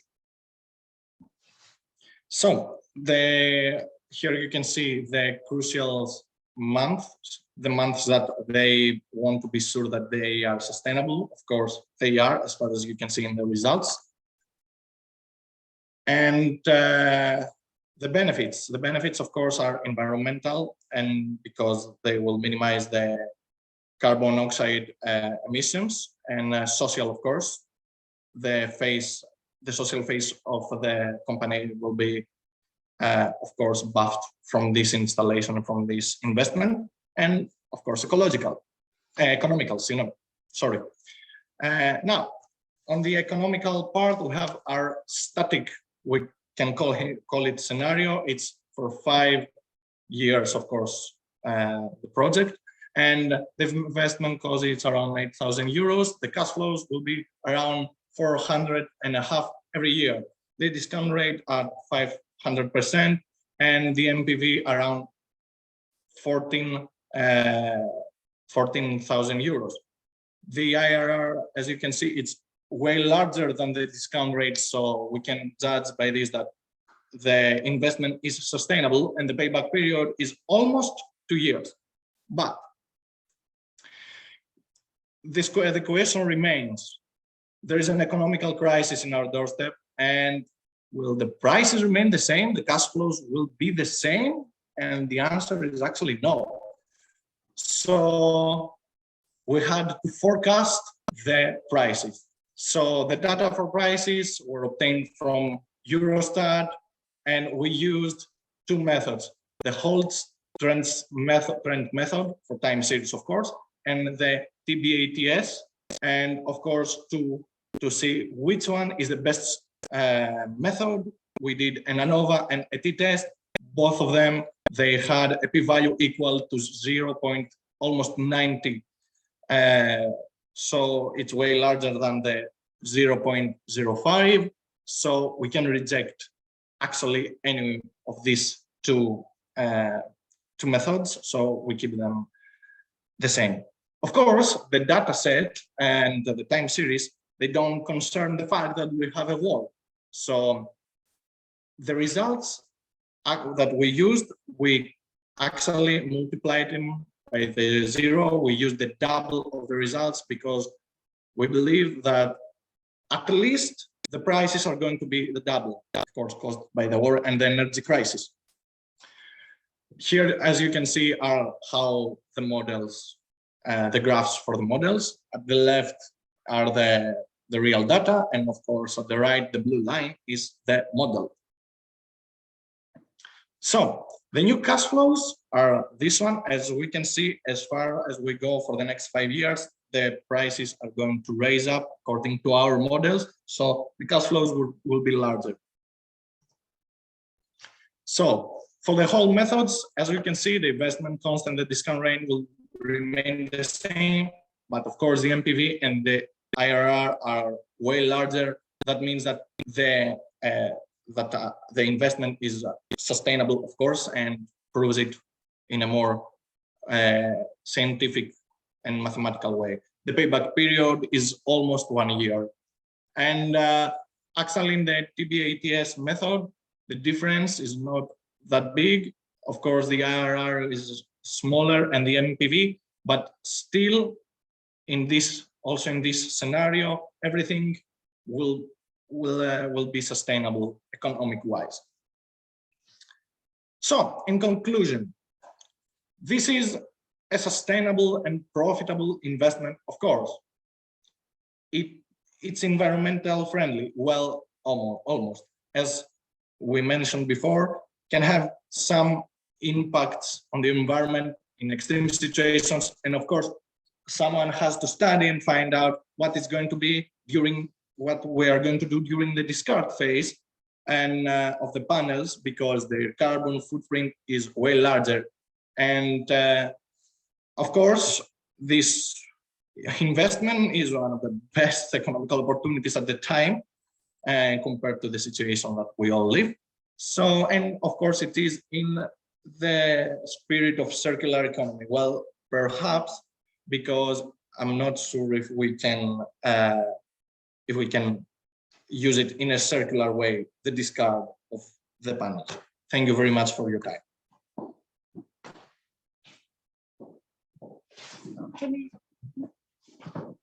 Thank you, Dimitris. I want to underline that Dimitris works alone of this project. So congratulations to him. And the conclusion are a little philosophical. Okay, it's good for a researcher. I wish you good luck in this, in this direction. Thank you. The last team from, but not the least, from Bacău, Romania. Hello, good afternoon, everyone. I'm Daniele, he's Borja, and we're going to present the last part for Romagria and its project for creating an agritourism with an eco-hotel and eco-farm. First, we are going to do a general analysis, and then we are going to focus specifically on the project. And at the end, we're going to see both the indoor and outdoor facilities and the relative benefits and economic aspects. Okay. So to begin, regarding the SWOT analysis, this is focused on the project, but takes in consideration of the whole company. And let's see, basically, strong points, the internal strong points of the company is that they have an extensive property, and they have a lot of resources, both for machinery and also in financial terms. And until now, during the last 20 years, they have been able to grow sustainably, and while working mainly on the agricultural branch. The weakness, at the same time, the fact that it's so focused on the agriculture, on the primary sector, it can be a weakness because we will see this later, but it's a problem of lack of diversification. Another weakness is that the company approximately 12 years ago opened a hotel in the center of the city of Bacău, but the hotel shut down in 2019 because of the pandemic, and is currently, and right now, the hotel is on sale. And finally, another weakness is that the company at this moment doesn't have any internet presence, and the brand is not popular yet. On the other side, we have the opportunities. For example, and this already happened, the company being focused on the primary sector has the opportunity to receive funds from the European programs. And of course, there are new trends also in the consumer industry of the tourism in the tertiary sector of services, which can be followed. And also the technological innovation could obviously increase efficiency, reduce costs, especially for their agricultural production. Finally, the negative external aspects. We have two main threats, which are the major scale events, as Dimitri previously commented, which can be, for example, the current war, and but also the pandemic. So, especially like for companies like Romagria, focused on the primary sector, prices of commodities are very volatile, and this can have an impact, especially when we are producing only products like cereals. And of course, in the European scenario, there is the risk of having new competitors, considering that this is a common market.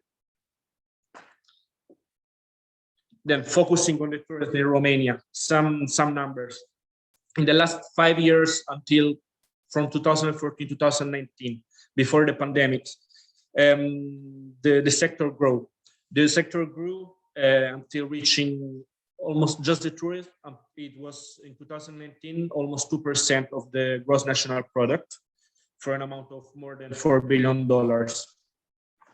And when looking at the numbers, we have seen in the whole country of Romania an increase in these same 5 years, an increase of 58% of tourists, both national and foreigner, and even a higher growth in Bacau of 67%.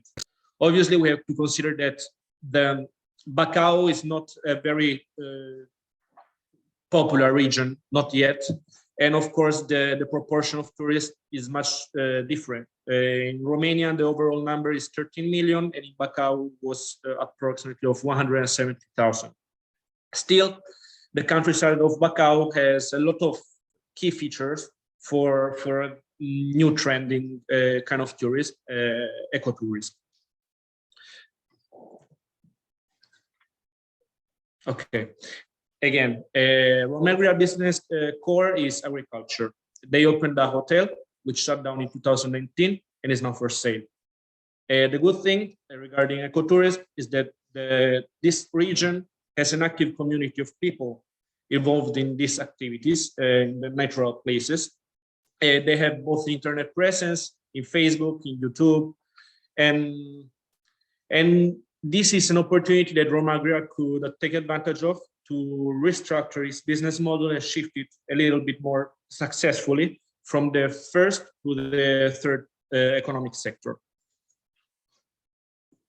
Okay, the existing solutions in this case, Romagria hasn't any sole project, but as we can see, there is a pellet waste project and also the solar panels, and also there will be a project, as we have said, focused on ecotourism. Nevertheless, we have some case studies, as we can see here, such as the Florae de Masses farm or the Ferma de Pantaleu, that we have taken into account to make this project feasible. The first project, as we can see, is the Florae de Masses farm, is in Brasov, and they have rooms for 12 guests, and also they offer some activities such as educational programs, outdoor hikings, bike ride rides, or horse riding lessons. In the other part, we have Ferma Pantaleu, in this case is in the Buzău county, is in the south of Romania, and they have also, as we can see, several guest houses for visitors, and a lot of experience that can be unique, such as workshops and a slow food experience. We are going to talk about this later, about the slow food, because Romagria it has an opportunity of being self-sufficient and offer this type of activity. Okay, what is the chosen solution? For us, is the ecotourism place, and we can see this is made in floor panel, a web app for architecture and design. So as we can see, we are going to make at first in the north. This is here, it will be the solar panels of the Dimitri project, and we will be made this place in a unused area of Romagria. So first of all, we are going to build a parking lot that is going to be made with clay, that is to say with the grass and all the stuff that is there. So we are not going to have to build anything. Also, there will be a main building that later will explain my colleague Daniel, and it will be restaurant, reception, and hotel with 5 rooms. Also, there will be some sport facilities such as the tennis court and the football field, and 2 outdoor swimming pools, one, as you can see here, one for the children and the other one just for the other people. And then there will be a playground. For example, is some families, they are here in the terrace of the restaurant, they can see their children there. Also, there will be a farm, eco farm here, located on a lake, and another lake that can be complemented with the water of the lake. I will talk about this later. So with the main building is going to be. Okay, once again, the main building will be the main center of this project. It will be divided basically into parts. There will be the Eco Hotel, which will be composed by 5 rooms for a maximum capacity of 20 people. And there will be like the restaurant with the next terrace. There will be terraces on the left and the bottom side. And this will be open especially for the high season in summer. All of the buildings will be made out of wood mainly.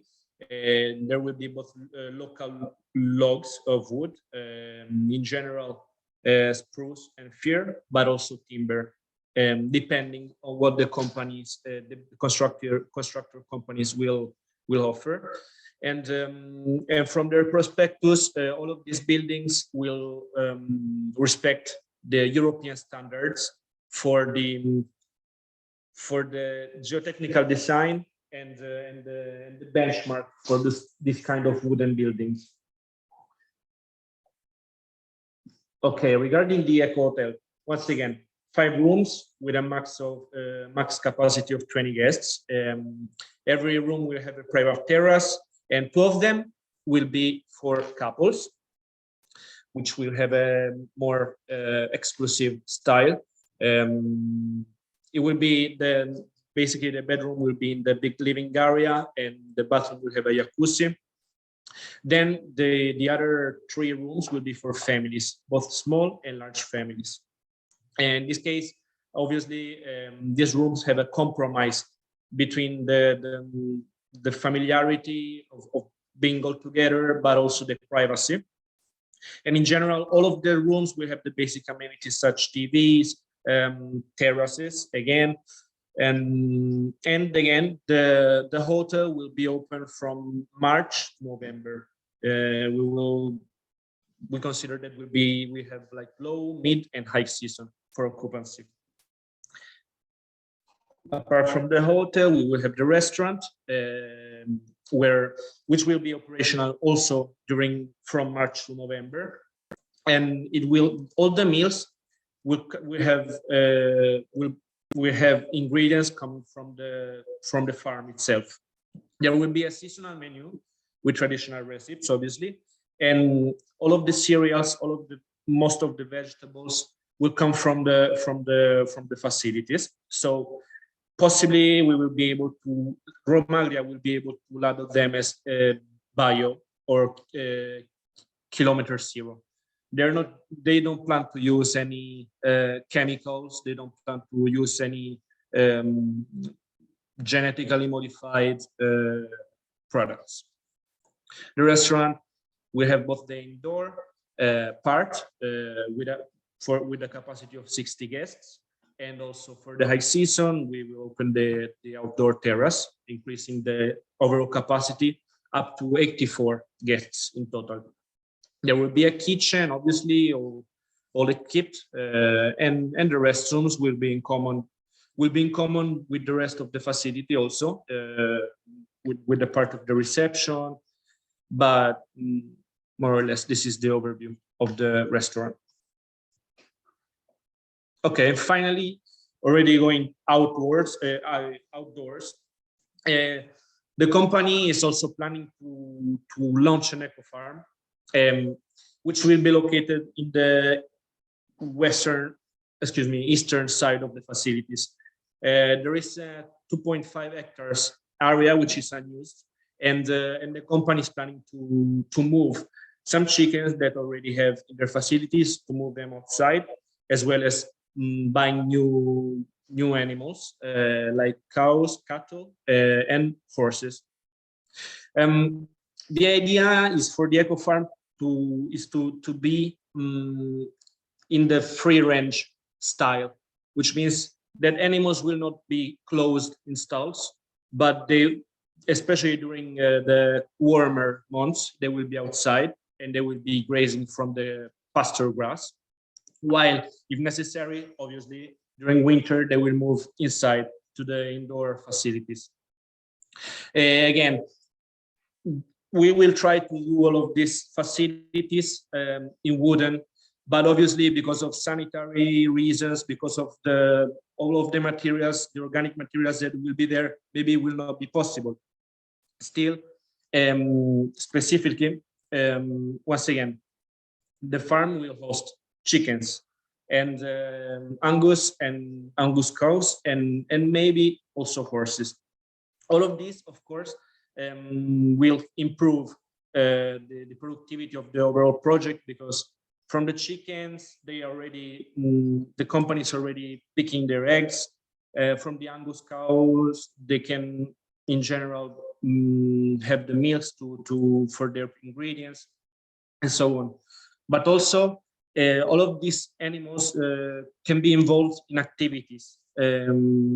Now, going in the circular education, all of these animals will be involved in activities where children and parents, of course, will be able to get in touch with them, with the nature. They will be able to perform activities such as egg picking or milking, but also other activities more typical of a farm, such as the stall cleaning, the animals cleaning, and the animal feeding.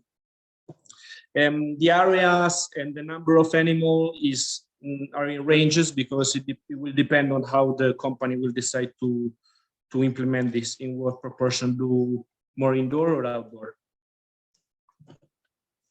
Okay, now we have the lake. This is going to be a problem, but we are going to try to solve this.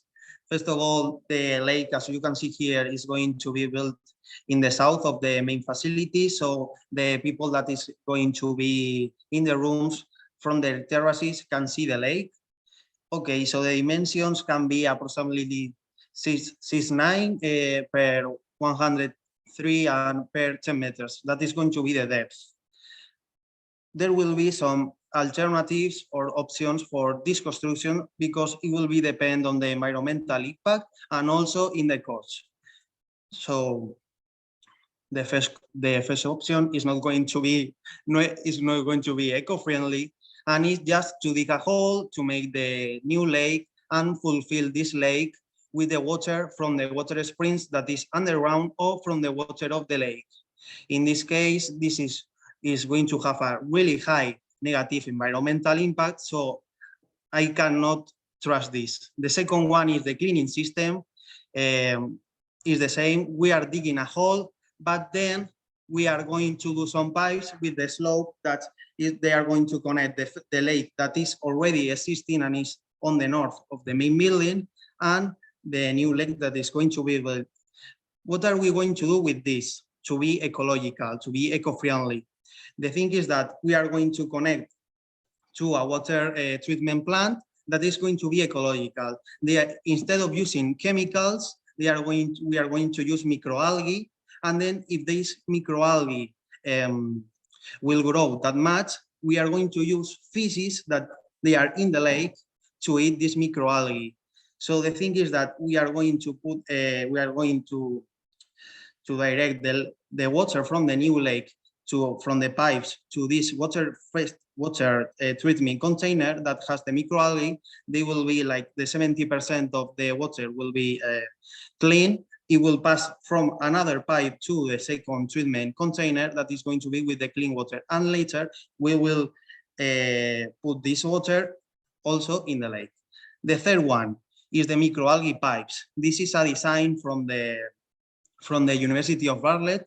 This is recent, it's like from 2021, and it consists in the placement of pipes, maybe not pipes, like square pipes or channels that are going to use like a modular design system of microalgae. So that is going to say the walls are going to be, instead of, I don't know, fire or something like this, they are going to be made with these microalgae tiles. In this case, it's the same. We are going to connect the lake existing and this new lake, but instead of building another facility to the water treatment, we are going to put just two slope pipes, and that's it, because the water from the one lake to another will be clean automatically, but by this design pipes. The other one, I have to highlight that this advert technology one of our collaborators is the Università degli Studi di Torino, is the adverbal technology. In this case, they use two technologies. The first one that is going to be nanofiltration, and the second one that is the electromagnetic field. In this case, it's the same. We are going to build two slope pipes from the lake existing to the new lake, but instead in the first pipe that is from the lake existing to the new lake, there will be this machine that it doesn't it really cost not that much. So in this case, we have seen that the three projects from here, they are eco-friendly, and as we can see, circular economy, they are going to do a cycle because it's from one lake to another with the pipes. So we can see this. Later, we have talked about the sport facilities. In this case, will be established in 1.8 hectares area that is on the left side, on the main building, the tennis court, the playground, the two outdoor swimming pools, and the football fields. So the tennis court. Okay, the tennis court, the measures as is just a normal tennis course. Everyone knows, as you can see in the tennis matches, how it's long. What are we going to use for this one? It's not that eco-friendly, I have to say, because we are going to use a Mondo Turf that is from Baikal Carpel Surfaces, a company next to Romania, and they are going to use fibrillated polypropylene jar of 15 milliliters. Nevertheless, this guarantees a high absorb of impact, and this is really good for the health issues, for example, in the people who suffers from knees. Then we have football field. They are going to, the measures of the football field is for a seven football field. It's not the professional one, but it's really good because it can be played by adults or by children. And in this case, we are going to use synthetic turf that has quality certification from FIFA. Later, we have swimming pools. The swimming pools, they are going to be built by a company here in Bacau. They are Pacific Pistons, and we are going to build, as I have said, a small pool for the children, and then the large pool. Obviously, when we are building this type of pools, we are going to use Gunita concrete. And later, we will have the playground. We are going to use the surface of the playground is like the same in schools, in center commercials, but what's the thing? We are going to put a good equipment. As you can see here, is multifunctional, so children can play while they are being watched by the parents. The routes near Romagria. We have designed some routes for the people who are visiting Romagria, and this can be done by car or even in a more sustainable way by bicycle. So the first one, as you can see, is like 26 kilometers starting from Romagria, and you go to Poplana. During this journey, you can visit a lot of churches, Orthodox churches, and also a monastery in Poplana. The second route is this one, is going into Neam County, is in the north of Bacau County. And here you can see more Orthodox churches, because I have to say that in this region of Bacau and Neam County, there are plenty of Orthodox churches and also the monastery. The third one is going to be a more natural one, because we are going to pass the river Set, and we will see the surroundings of it, and also we are going to see the Orthodox churches, and as I have said. The last one, another one, we have 4. If they don't like one, they can use another one. Or for example, if you are going to stay for a 4 days stay, we can, each day of the stay, you can use one of these routes. And the last one is like going to Bacau, because Bacau is on the south of Romagria, it is in Damianesti. We can see the churches of Damianesti, the botanical garden, that is really good, that is in Praiesti. And that's it. There's some routes that can be used for the visitors that are going to stay in Romagria. The benefits.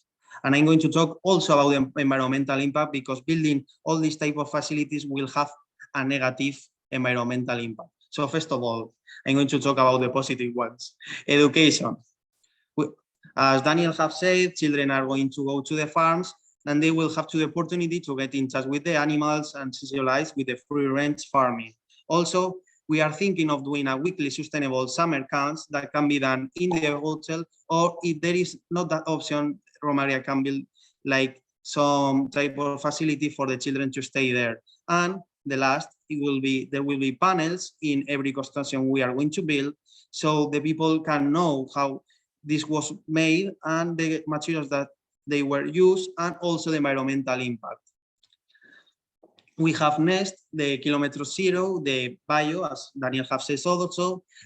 Romaria, they can be self-sufficient and they can make their own products. So in this case, if we are using this type of products for the restaurant, we can increase the prices, and obviously they will have more important, more relevancy in the general overall. Related projects, as we can see, the first one that Dimitri has said about the solar panels. We are thinking also of putting solar panels above the main building, so it can be used for the energy and the cost will be reduced. And also for the centralized heating, when it's in winter, we can use the pellets that the girls will talk about. The cost. Okay. Last part regarding the cost I will try to be very fast with that. The initial budget for the company was over 400,000 euros, and we decided to divide the project in two parts. The first one will include the hotel, the restaurant, the swimming pool, and the tennis court. Will last 2 years, and the second one is from the third year on to the end of 10 years overall. The lake and the outdoor farms are excluded from this provision because they simply have too many variables that are not quantifiable. And this scenario is like a snapshot of 1 year, taking account of the current local prices, of the rooms, of the food, the energy, the fuels, and consider seasonality, and again, staff requirements, utilities of the facilities, and so on.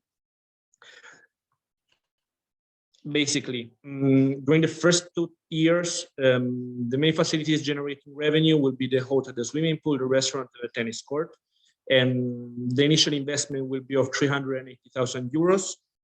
And the annual cash flow in this first stage will be of approximately 70,000 euros per year.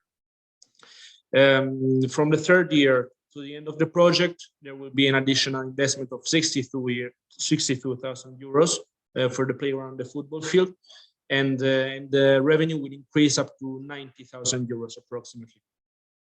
For 10 years, the net present value, the expected net present value is of 314,000 euros, and the payback period is relatively short. Before the half of the whole project, it's in 4 years and 10 months. And the internal return rate is positive for 23%. In economic terms, this is feasible.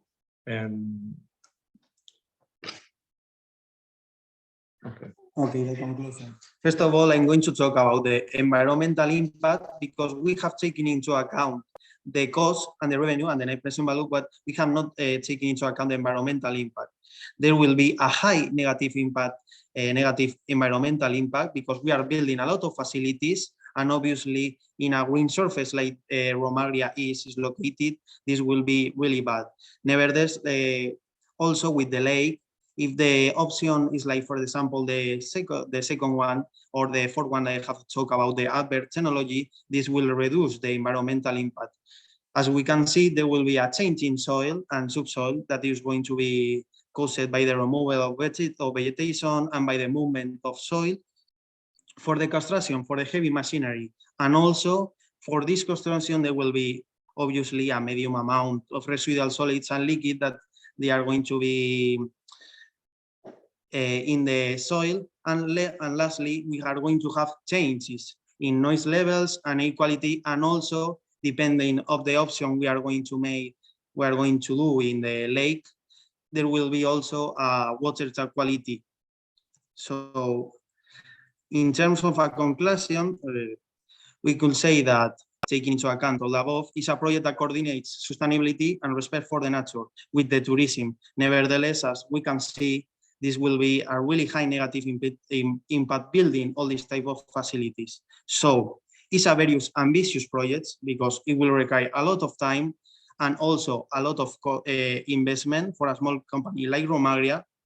So maybe it's not that feasible, but it can be used as a model, as a case study for the other companies or for even for Romagria to make not this type of a huge progress, but maybe like a little one that they is going to consider more the nature and the cost of this project.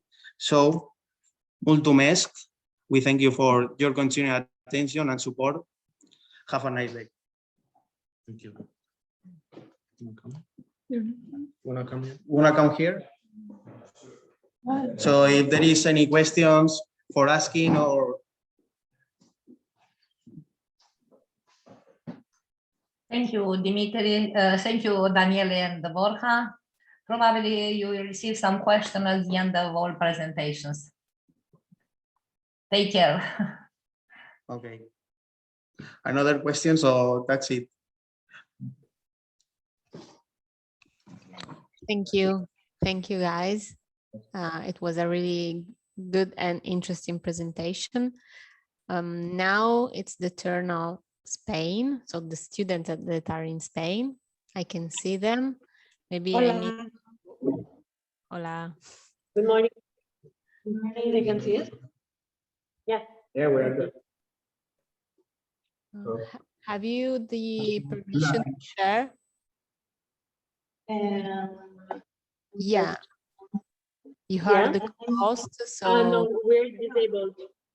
We are disabled. We're going to share it from what? Netali.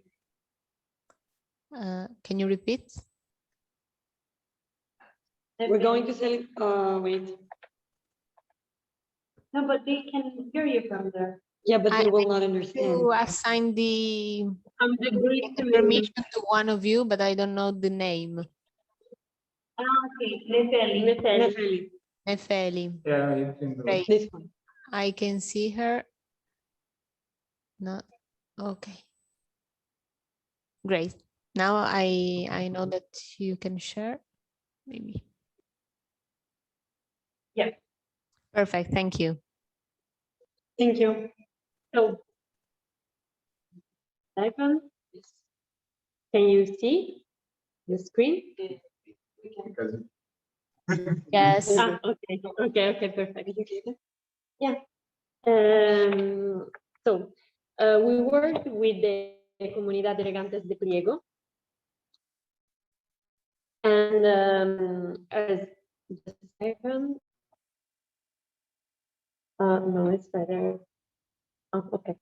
So our first step, of course, was an holistic diagnosis on the territory and on the company. And just to have clear in mind the context where we worked, this is, it doesn't work. You have to, okay. This is a recap of the region of Murcia, that is a region in the south of Spain. And here it's important to say that the region of Murcia has a huge drought issue due to the semi-arid climate and the low precipitations. But despite this, the region of Murcia is known to be the orchard of Europe, since it represented 20% of all the Spanish exportations in terms of vegetables and fruit. But how is it possible? How is a region with a drought issue also be the orchard of Europe? Thanks to the Comunidad de Regantes de Pliego. They are comunidades, so cooperatives, companies that manage the irrigation water. And in particular, the Comunidad de Regantes de Pliego for we worked for is located in the municipality of Pliego in the region of Murcia. This company was born in the 2013 after the unification of two different comunidades de regantes, the one of Huerta Baja and the one of Huerta Alta, which are two different sides of the irrigable area of the municipality of Priego. Different areas have also two different irrigation systems. Huerta Baja has a ring irrigation system, while Huerta Alta has a branch irrigation system. And they manage the water for more than 1,500 so-called comuneros that are farmers. And it's important to say that in 2020, they finished the modernization plan that allowed them to implement different new technologies such as solar panels, the new irrigation systems, telecontrol systems, and so on.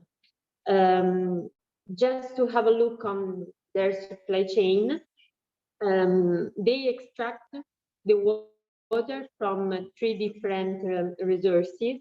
They take groundwater from Pozo Las Anguilas, that is their first and main resource. Then superficial water from the Trasvase Tajo Segura.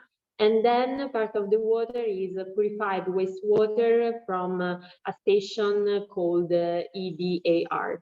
Then they transport the water from the resources to the basins. They actually have three different basins, and after each basin there is a filtering station. So the water is purified after the distributions to the crops that is made by gravity.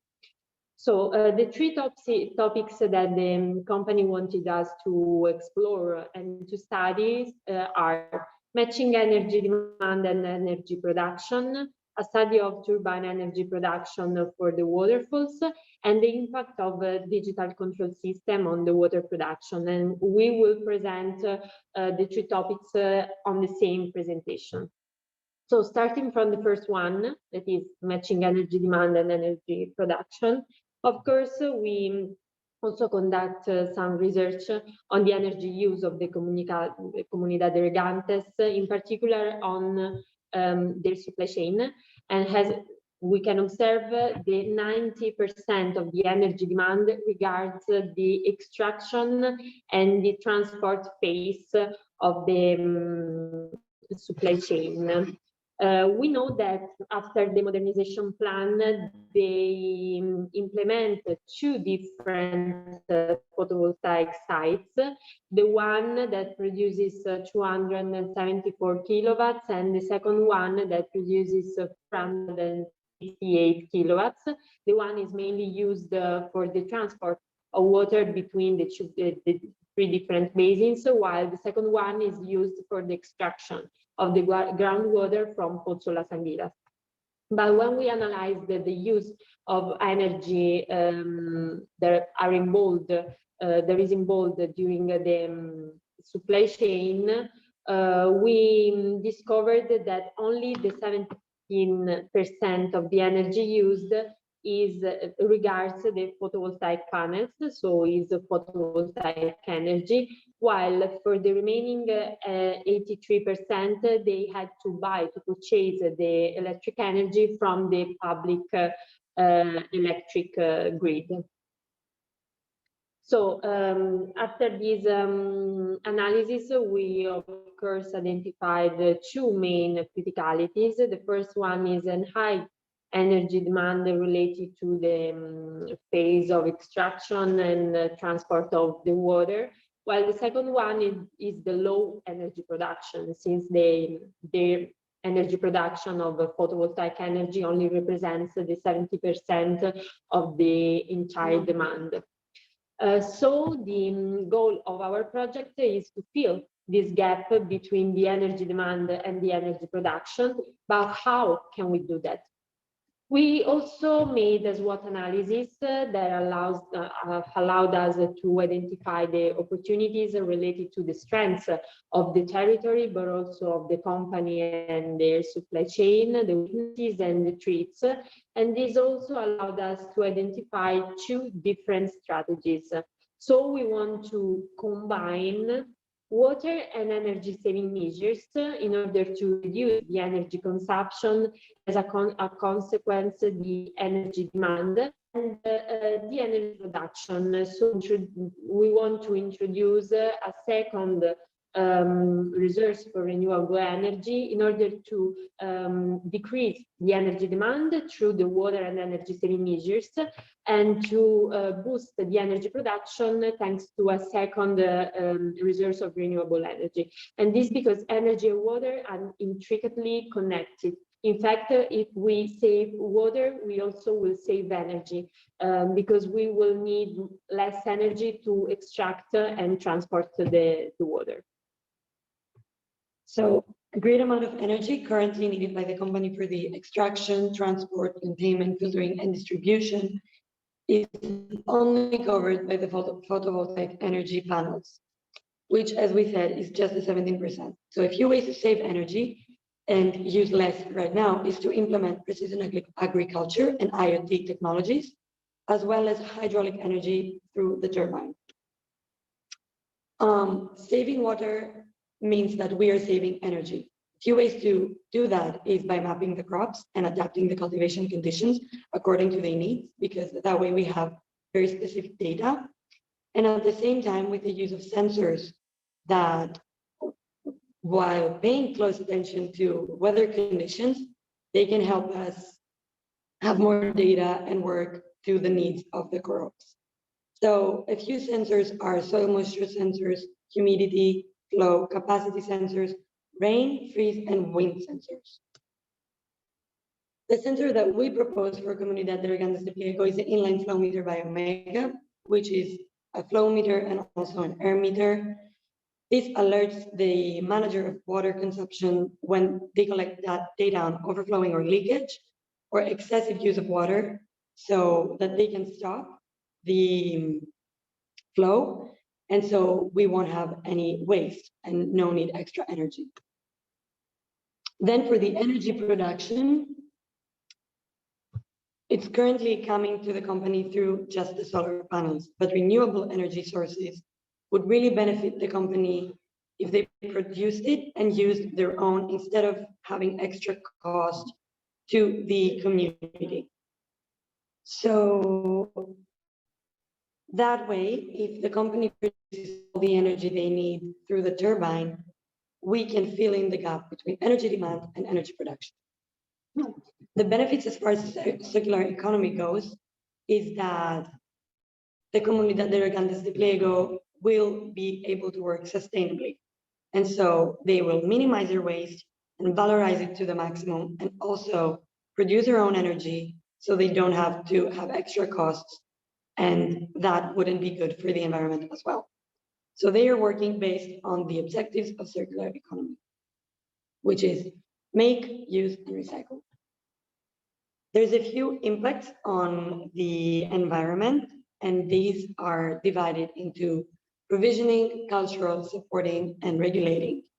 A few of them are the aesthetic values, water and climate regulation, fresh water, and most importantly, local quality of the air and the climate. As far as the economic analysis, we actually were facing a problem because we couldn't find all the data from the company. There was a problem with communication. But from what we could find, we can say that the total investment as far as sensors go and the turbine would be around 3,657.12. And the payback period, we believe, would be around 5 years for them to recover from all the expenses made on that investment. To conclude, a decrease in energy demand and the increase of energy production would fill in that gap, and the Comunidad de Regantes de Pliego would end up working sufficiently. And next, there will be the presentation on the turbine. Thank you.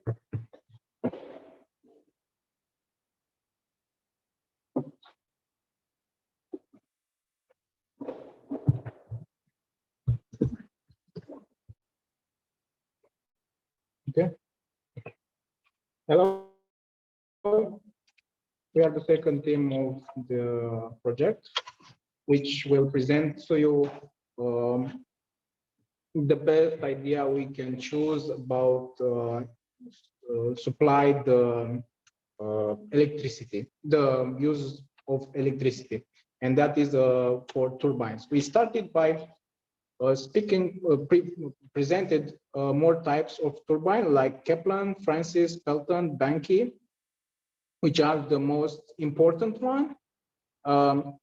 In history, just 3 of them can raise the most useful and used one. Like these 3 are Pelton turbines, Francis turbines, and Kaplan turbines, because they had also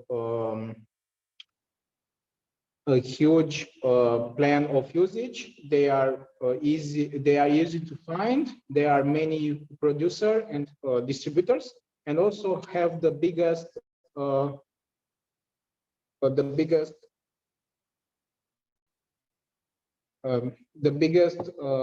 performance. In the next slide, we present the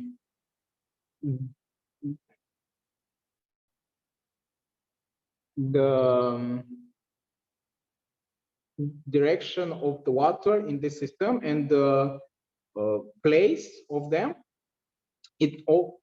Everything starts from the accumulation basin that Comunidad de Regantes have to storage the water.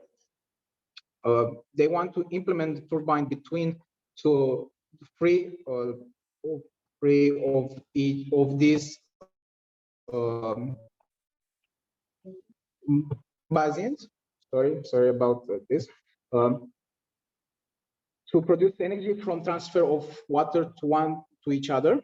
Like the first basin, when reach the excess water or supra full of it, it's open the valve and the water it's moved to the other 2. Changing from the hydraulics energy to mechanical energy, and after that to the electricity, it's made in a hydroelectric plant, which is dotated with a turbine. In our case, will be a Francis turbine because it's more useful in this role. After the water is proceed in that circuit, it is not damaged at all. It can be used like from the beginning. And that is a good benefit from the environment, and goes directly to the field, to the farmers, which are the most which benefit all the most from the water. We'll present in these slides the steps, like you will see.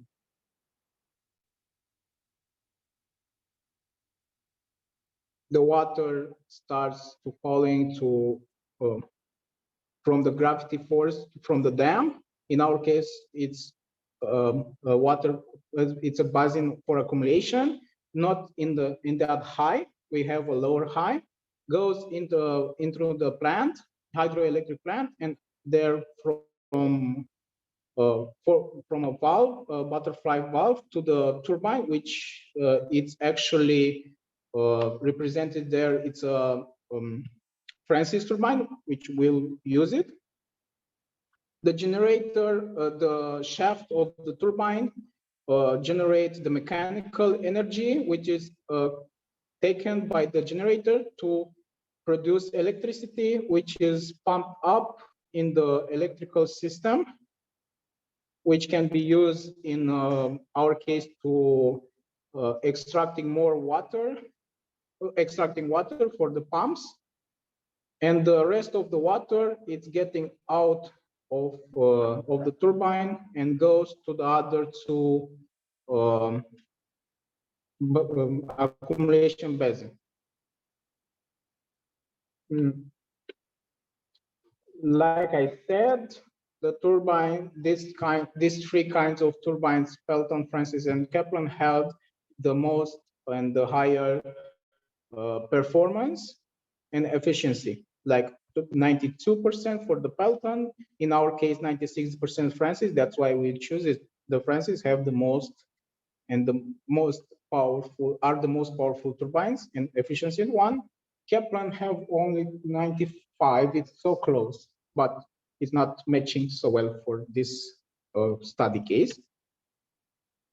Following the hydrographic studies in the construction area of the hydroelectric installation, it was concluded that a Francis turbine is the most suitable for our case study. Its characteristics being a maximum power of 10 kilowatts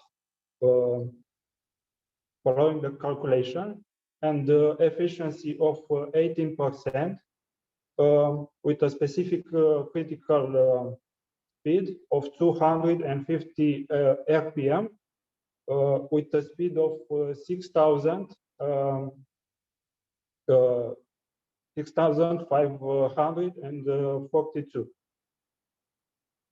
rotation per minute. Okay, these are the main specific of the turbine wheel, which we want to install for this system to help to improve the reduce the cost of the electricals, the purchase for the electricity.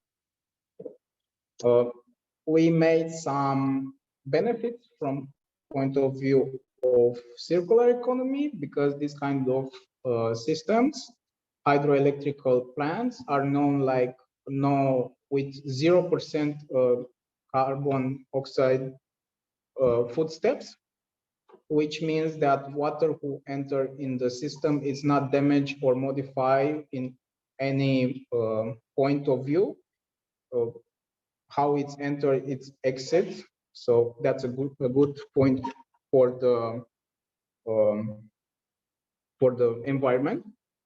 It also it's a green producer of energy and a stable one. It works very well with the minimum maintenance. We also make a SWOT analysis for a Francis turbine, which we choose it to show up why we choose it, and instead of these another turbines. The main reason was that have a wide use in the field of electricity production and easy to maintenance with low costs. The biggest weakness, and threat already, it's that happens to the vacuums produced inside the turbines can damage the equipment. For the last two slides, we made a comparative economical study. We find three types of turbines from three different distributors. The most expensive one, which include also the transformator for electricity, costs in total with the equipment for control and construction to 23,475 euros. We also put a limit of 30 euros because usually this kind of in this field, it says that for 1 kilowatt of power for a hydraulic electrical plant, it's needed the price for to build it. It's beginning from 1,500 euro to 3,000 euros. So we have a 10 kilowatt power hydro turbine. We estimated to 3,000. Sorry. 30,000. Okay, in initial investment budget. The next two turbines comes only in kit with the turbine and the generator, not the transformer, which is cost extra cost. It's not so expensive. It's just 1,500 euros, but are less efficiency because in the third option, it had just 72% efficiency. And the last slide, we presented how much this turbine can produce. It's about 29.2 megawatts of electricity per year in a 8-hour work per day. It produces 4,880 euros. It reduces the cost from purchase electricity with that soon. And also we make a payback solution for each of our turbines and each of our distributor. For the expensive one, it needs 4.8 years to recover the first investment. For the second option, it's close it almost 4 years. It costs 18,125 euros. And the third one and the cheapest one needs a little bit of time to recover, just 3 years, with the prices and the efficiency working almost every day. In that, these prices can and these prices and also the time can vary with 10%, just to take account about maintenance, which can happen to be for more days. So that's it. In the next chapter, our colleague will present you.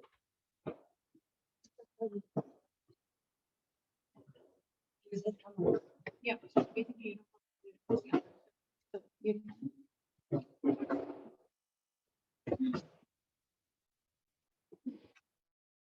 And the last topic that we're going to treat is the impact of digital on water management.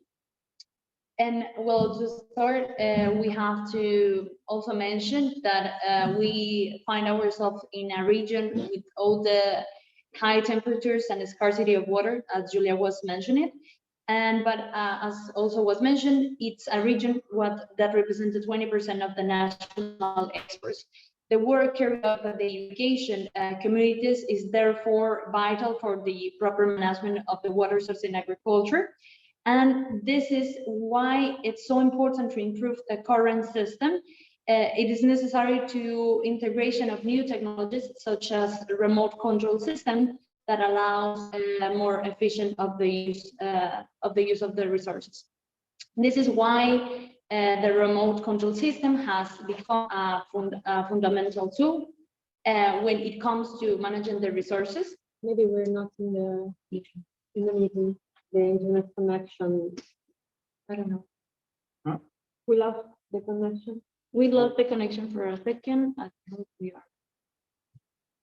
No, I think the tablet is working. I don't know if you're try in the to sharing. reshare the screen. Yes.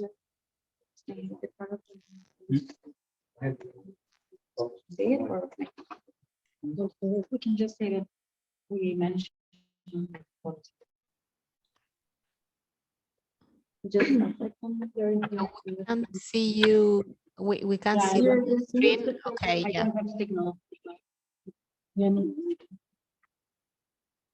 think it's better now. Yeah, it works. It's working. It's working. Yeah. So we're saying this is why the remote control system has become a fundamental tool when it comes to managing the resources. The system contributes to the optimization of the energy consumption through the programming on the installations of according to the schedule type of rate, something that helps to reduce the cost. The system allows the variations to be carried out remotely by computers, electronic devices, and other technologies. So this is where the concept of circular economy, we see the similarity with the concept of eco design, since irrigation management is here similar of this role that the role play in the circular economy, creating a certain product or service using the less amount of resources, optimizing the materials, the energy, protecting the source, and reducing the emissions.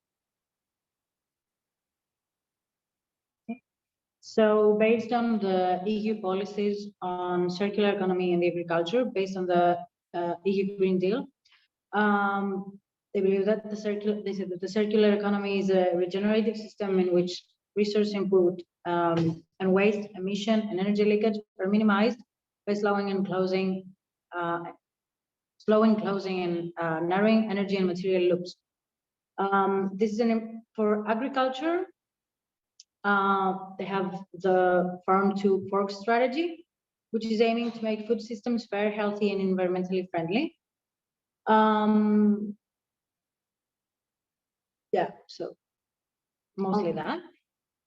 Regarding the remote control system, we have to mention that is batch control. So it handles an irrigation network as a discharge, including 8 control discharge network stations, transfer the reservoirs, the pumping, and the filter station. And it has 146 groups of hydrants. The remote control system has at its disposal the information of meteorological stations that the community has, and the humidity sensors that are distributed within the almost 850 hectares in the community. The remote control system becomes an information and managed tool to also know the visualization and controlling the water supply without needing to be physically in the fields. And it is possible to know the volume consumed by each farmer when it's done, what flow is being delivered from the network, and the state of the pressure, allowing a whole complex hydraulic system, such as the one that is used in the Comunidad de Regantes de Priego. So this also has allowed to establish a whole water distribution control system that it is integrated now in the DNA of the both community and the farmers, having a system that is controlled, which enhances the possibilities of improving the way in which the resources are used in the crops. From the part of the humidity sensors, as I mentioned, they measure the variables such as the moisturizer of the soil, the surface, and the temperature. And for the part of the meteorological data that is taken from 7 meteorological stations, is the temperature, the rain, the wind, the solar radiation, the evaporation, and also the humidity. So this is how all the system integrated looks like. And this allows also the pumping system to put into operation, reads meters, and allows opening and the close of the valves from any mobile device. And for the part, the case studies, We have found a few case studies based on irrigation remote telecontrol systems for irrigation. One is the Aquarson by Arson and Nicker Technalia. The other is iControl Remote by ICECOM. And the two studies, Smart Irrigation in Barcelona, introducing the new system, and the remote control and supervision of irrigation systems, an attempt to better water management. So the chosen solution, commenting on this telecontrol system and what's the impact actually. With a classic irrigation system, on the graph on the right, we can see the cubic meters used in 2016 until 2019, the classic irrigation system used. And for 2020 and 2021, on 2020, actually, the modernization plan was starting to be used, and later on. So we see that the amount of water used and the cost during the classic irrigation system were almost the same every year. Lots of amount of water used, and the cost almost the same in every case.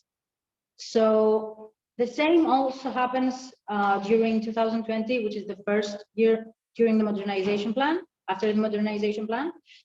So we don't see big differences, but the second year of the modernization plan, we see a remarkable amount, a remarkable drop in the amount of water that was used, comparing to the previous years, and a small drop in the cost as well. So considering that data, since we only have data for 2 years, since it's a really new system used by the Comunidad de Regantes de Pliego, we consider that probably in the next years, the cost will drop more, and also the amount of water will be less. The amount of water used for the irrigation will be much less than what it is now. So we suggest a few more additions to the technologies to improve the whole system, which is GIS technology, which is a mapping, like a tool to create maps, separate zones, know many information on everything actually on the crops. The satellite remote, which allows growers to observe the yield health using the satellite images. They provide up-to-date information on moisture, stress, disease, structural anomalies, and nutrient levels. No. Is it working? No, the presentation. Sorry, just that the internet connection is unstable. Yeah, I don't have signal, that's why. The presentation is closed. But I think you are on the final page. Okay. I think we have, are we okay? Okay. Wait a second. Okay. So the suggested additions are JS technology, satellite remote, and VRT that all can give us more data, give the company more data than they actually have. So the result will be that the system will send even more precise data to the company.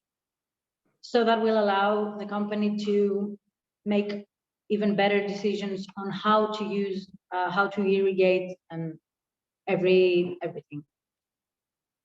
So the benefits from the point of view of circular economy. The new technologies make farming more sustainable on the part of irrigation, which will have a long-term benefit on the environment since the water sources of the region are scarce.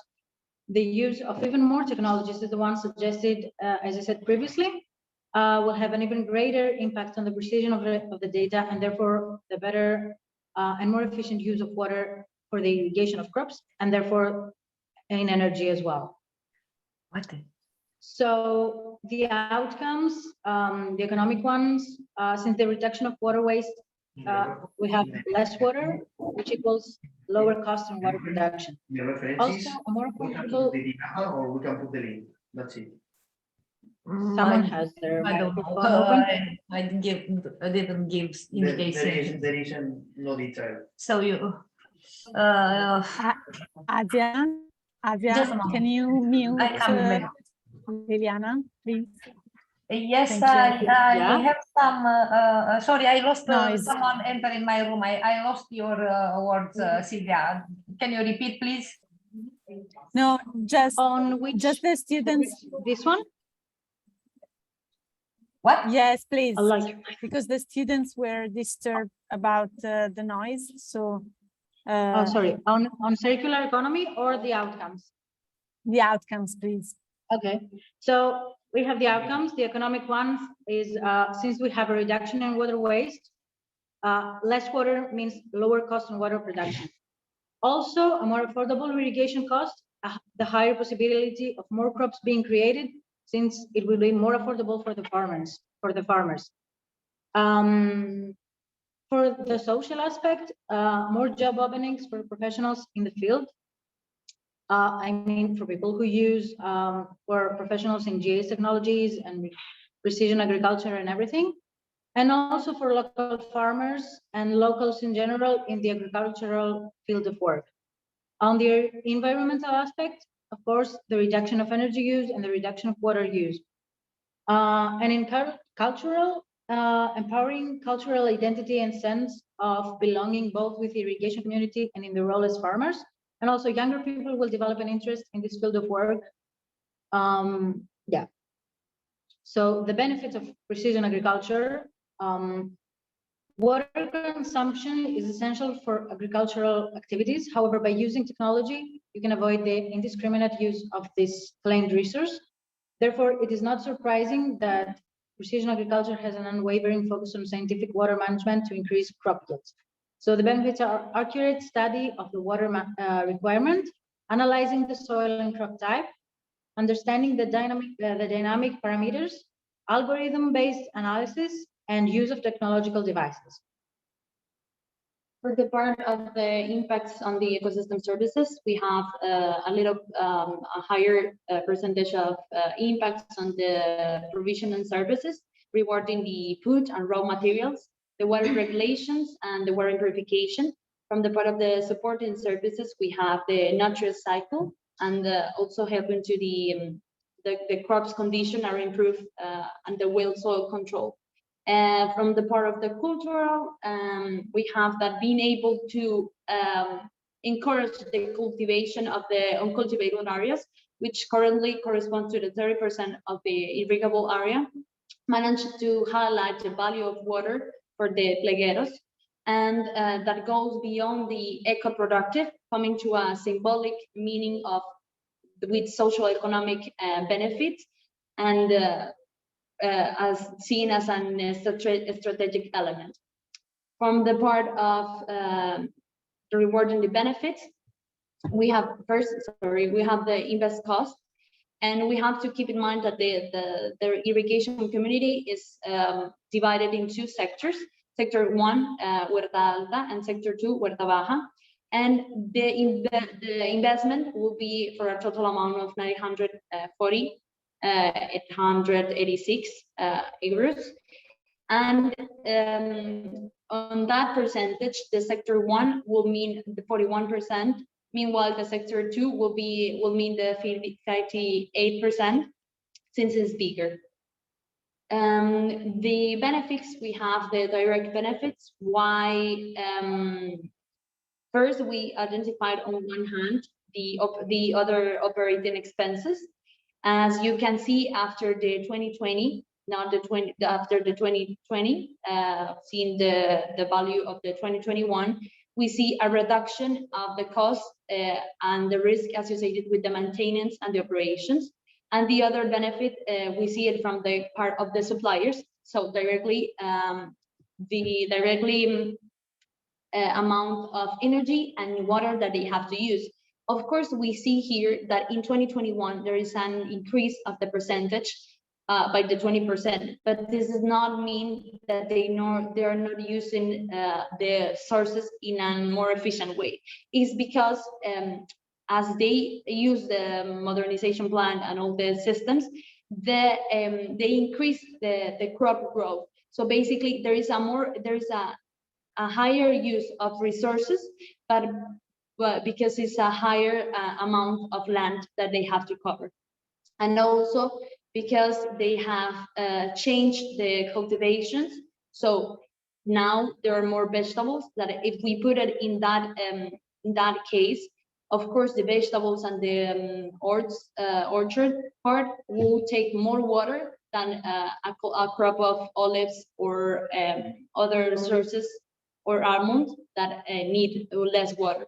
So it's not that they are not using the sources in an efficient ways. It's in an efficient way. It's just that they are using more for a larger quantity of ground. And the conclusion. For the conclusion, we have that promoting the modernization and the technification of the irrigated agriculture figures make possible to increase the efficiency of the irrigation and lead to a water and energy improvement on the system. Water, since it's a scarce resource, the subject to growing demand, which is why it is essential to integrate a mechanism to have a sufficient quantity, generating the least possible impact on the environment, upon where supply management tools like the telecontrol system face demand management and change the paradigm from generating more with greater quantity to generating more with a responsible use. Positioning the remote control system as the means that allow the rational use, automatic and centralized management of the irrigation network. Thank you very much.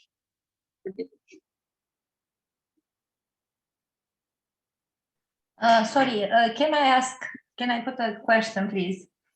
The conclusion are for all the three projects made for Comunidad de Regantes de Pliego, or only for your project, the last project presented? No, this is our project, but we see, this is from our project, but we realize that all our projects are connected since the part of the water and the energy efficiency. That is basically integrated, because if we need more water, we will of course need more energy. Okay, so thank you. Another question. Your project was about remote control. Yes, I understand. Yeah. Okay, I didn't understand which elements from which is composed this remote control proposed by you. It's different because from our part, we're just proposing the additions of the GS technology, because in yes, this I know project, about the GS. I know about GS technology, but at this moment, which type of control Comunidad de Regantes has concerning the irrigation system? Because they have an electronic, have also on digital control. They receive the information. Yeah, their system is Irigest, which is this So one. you spoke about remote control, which can be done for the telephone from mobile. Yeah. But this means also, and in the previous project also you discussed about sensors and so on. Maybe you take, I don't know, the prices of this system and advantages, I don't know, from the other company which used, because it wasn't clear in your presentation. Maybe, okay, it's a presentation, maybe in the project there are these details. The parts of the specification will be more in depth in the document, but the humidity sensors they have are with Ecoplant. It's called the company, and they measure. You know, it's a little complicated because the sensor has between the sensors, the computer, you have to put some elements to convert the signals. So I don't know if you study this or only analyze from the point of view economical, environmental, of water economy, the system. I mean, rewarding the sensors calculus. Yeah, we didn't put hands on that part, just in a more general way of the integration of the humidity sensors with the meteorological data, because this are data that is also integrated in the remote control system. So basically, the farmers can see the humidity yes, but of the crops. From the technical point of view, you need some elements to take these signals, to read these signals, to convert. Okay, yeah, we didn't develop. I mean, we didn't develop the humidity sensors. So it's a general study concerning. Sorry, what? They already use the humidity sensors. This is the system that they already use and have developed, like the company. But the ones that we suggested are some additions to maybe improve the data and have at the end with those additions more precise data. So I guess less water. You made this. Do you have a study concerning the loss of water in this actual system? To make I don't know, a study, a comparative study concerning remote control, if this will be I don't know, faster in the close the I don't know, the vein and so on, to I don't know, manage better the water. We analyze it directly with the company, since all the information about the nutrients and the part of the agriculture part is not regarding the company. Our company just provide the water, and the supply chain finish when they let the water disposal for the agriculture. Okay, it's quite difficult in a presentation. Sometimes the sound is not very clear, but we will see the project. Yeah, maybe and I have a request for all the students presented in our meeting to stay connected on email, because it's possible to ask for more information, or I don't know, to arrange the material, because during the presentation I saw there are different type of project structure, and okay, I sent a template, and it will be better if we can come closer to the structure, so all the project will be, I don't know, arranged in the same way. And also there are some problems in some projects. Dumitre, you are there? Yeah, I'm there. Okay, it's a problem with the speed of your turbine. It's too high, so we have to check the calculator there. Okay. And maybe we'll ask also another project. I don't know if there are some problems, some I don't some dates are missing. Maybe we will contact you.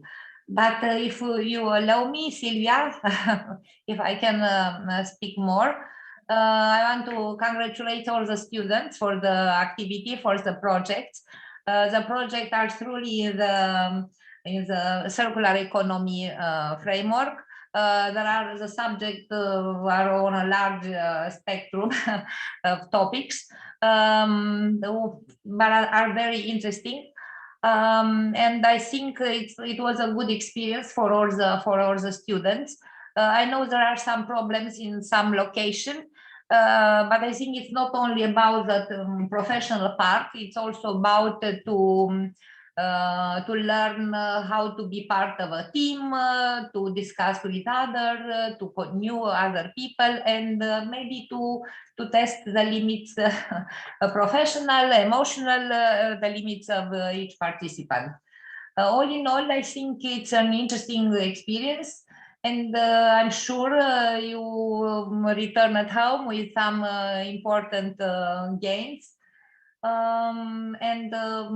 After, I don't know, some months, you have, I hope, all the nice memories concerning this time spent abroad, you know, in an international environment, and working with other teachers than from your university. Thank you all for your efforts. Are truly interesting project, and I hope the company will use them. And thank you, Silvia, for be our host today and organize this wonderful presentation. Thank you. Congratulations to all. Thank you to you, Liliana. I would say, especially, I agree with all you have said in this conclusion meeting. And I would,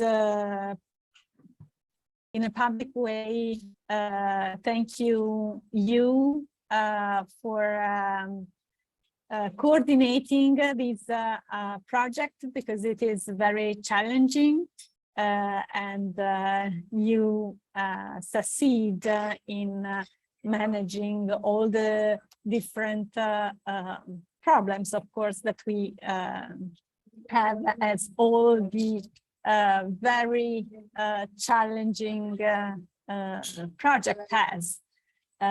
So really thank you for your effort, and thank you also for the students that will be able to accept also and get over different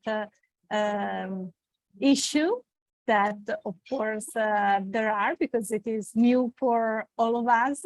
But I hope that the main goal is to facilitate the exchange experiences among all of you, and also the learning by doing, involving directly the companies of the different territories. Thank you all, and now I think that it's time for all to have some relaxing days and weeks of vacation. Thank you again, Liliana, and all of you. Bye. Yeah, I just want to say something more, Silvia. If the other people that are connecting can turn on the camera in order to have a final photo all together from different parts of the world for the social. Okay, thank you. Yeah, it's just for having, we are virtual, but we are all together in different parts of the world. So I think it's a great moment to celebrate the students and to have this. Yes. Sorry, Asia. See. Also, the students from Torino should come near you. Yeah, are over there. We Can can you see them. Hello. Ah, okay. Yes. Sorry.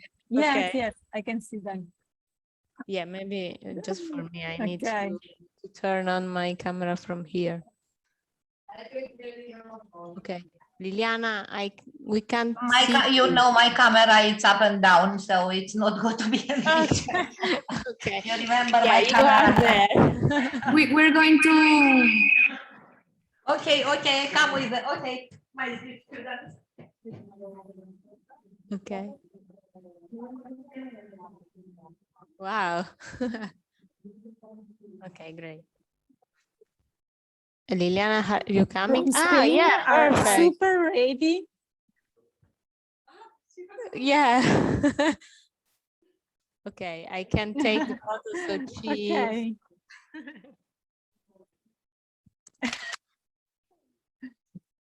Okay, Say great. multi-traces. Say multi-traces. Congratulations to all. You did excellent. Students. Okay, perfect. So thank you again, and have a nice holiday, summer holidays break for who can, and see you in the future. Thank you. Bye. Thank you. Bye. Bye. Bye. Asia. Bye. Liliana, Ciao. I have Bye. yeah, Asia, Liliana, I can you have hear me? another question for you. For me? Yeah, I have. Can you see this? Yes. Okay, yeah, this is for the students that are from Romania. Yes, you can put a stamp. Okay, And for signature. us, because we can't have the stamp today, maybe I can have the stamp for the future. And I will provide these certificates, I think at the end of September, at the end of August. But okay, it's all quite difficult because they have to justify the money with a certificate and with these documents that you have in your hand. Because we have the certificate. What? I didn't We know. have the certificate that you provide us. Okay.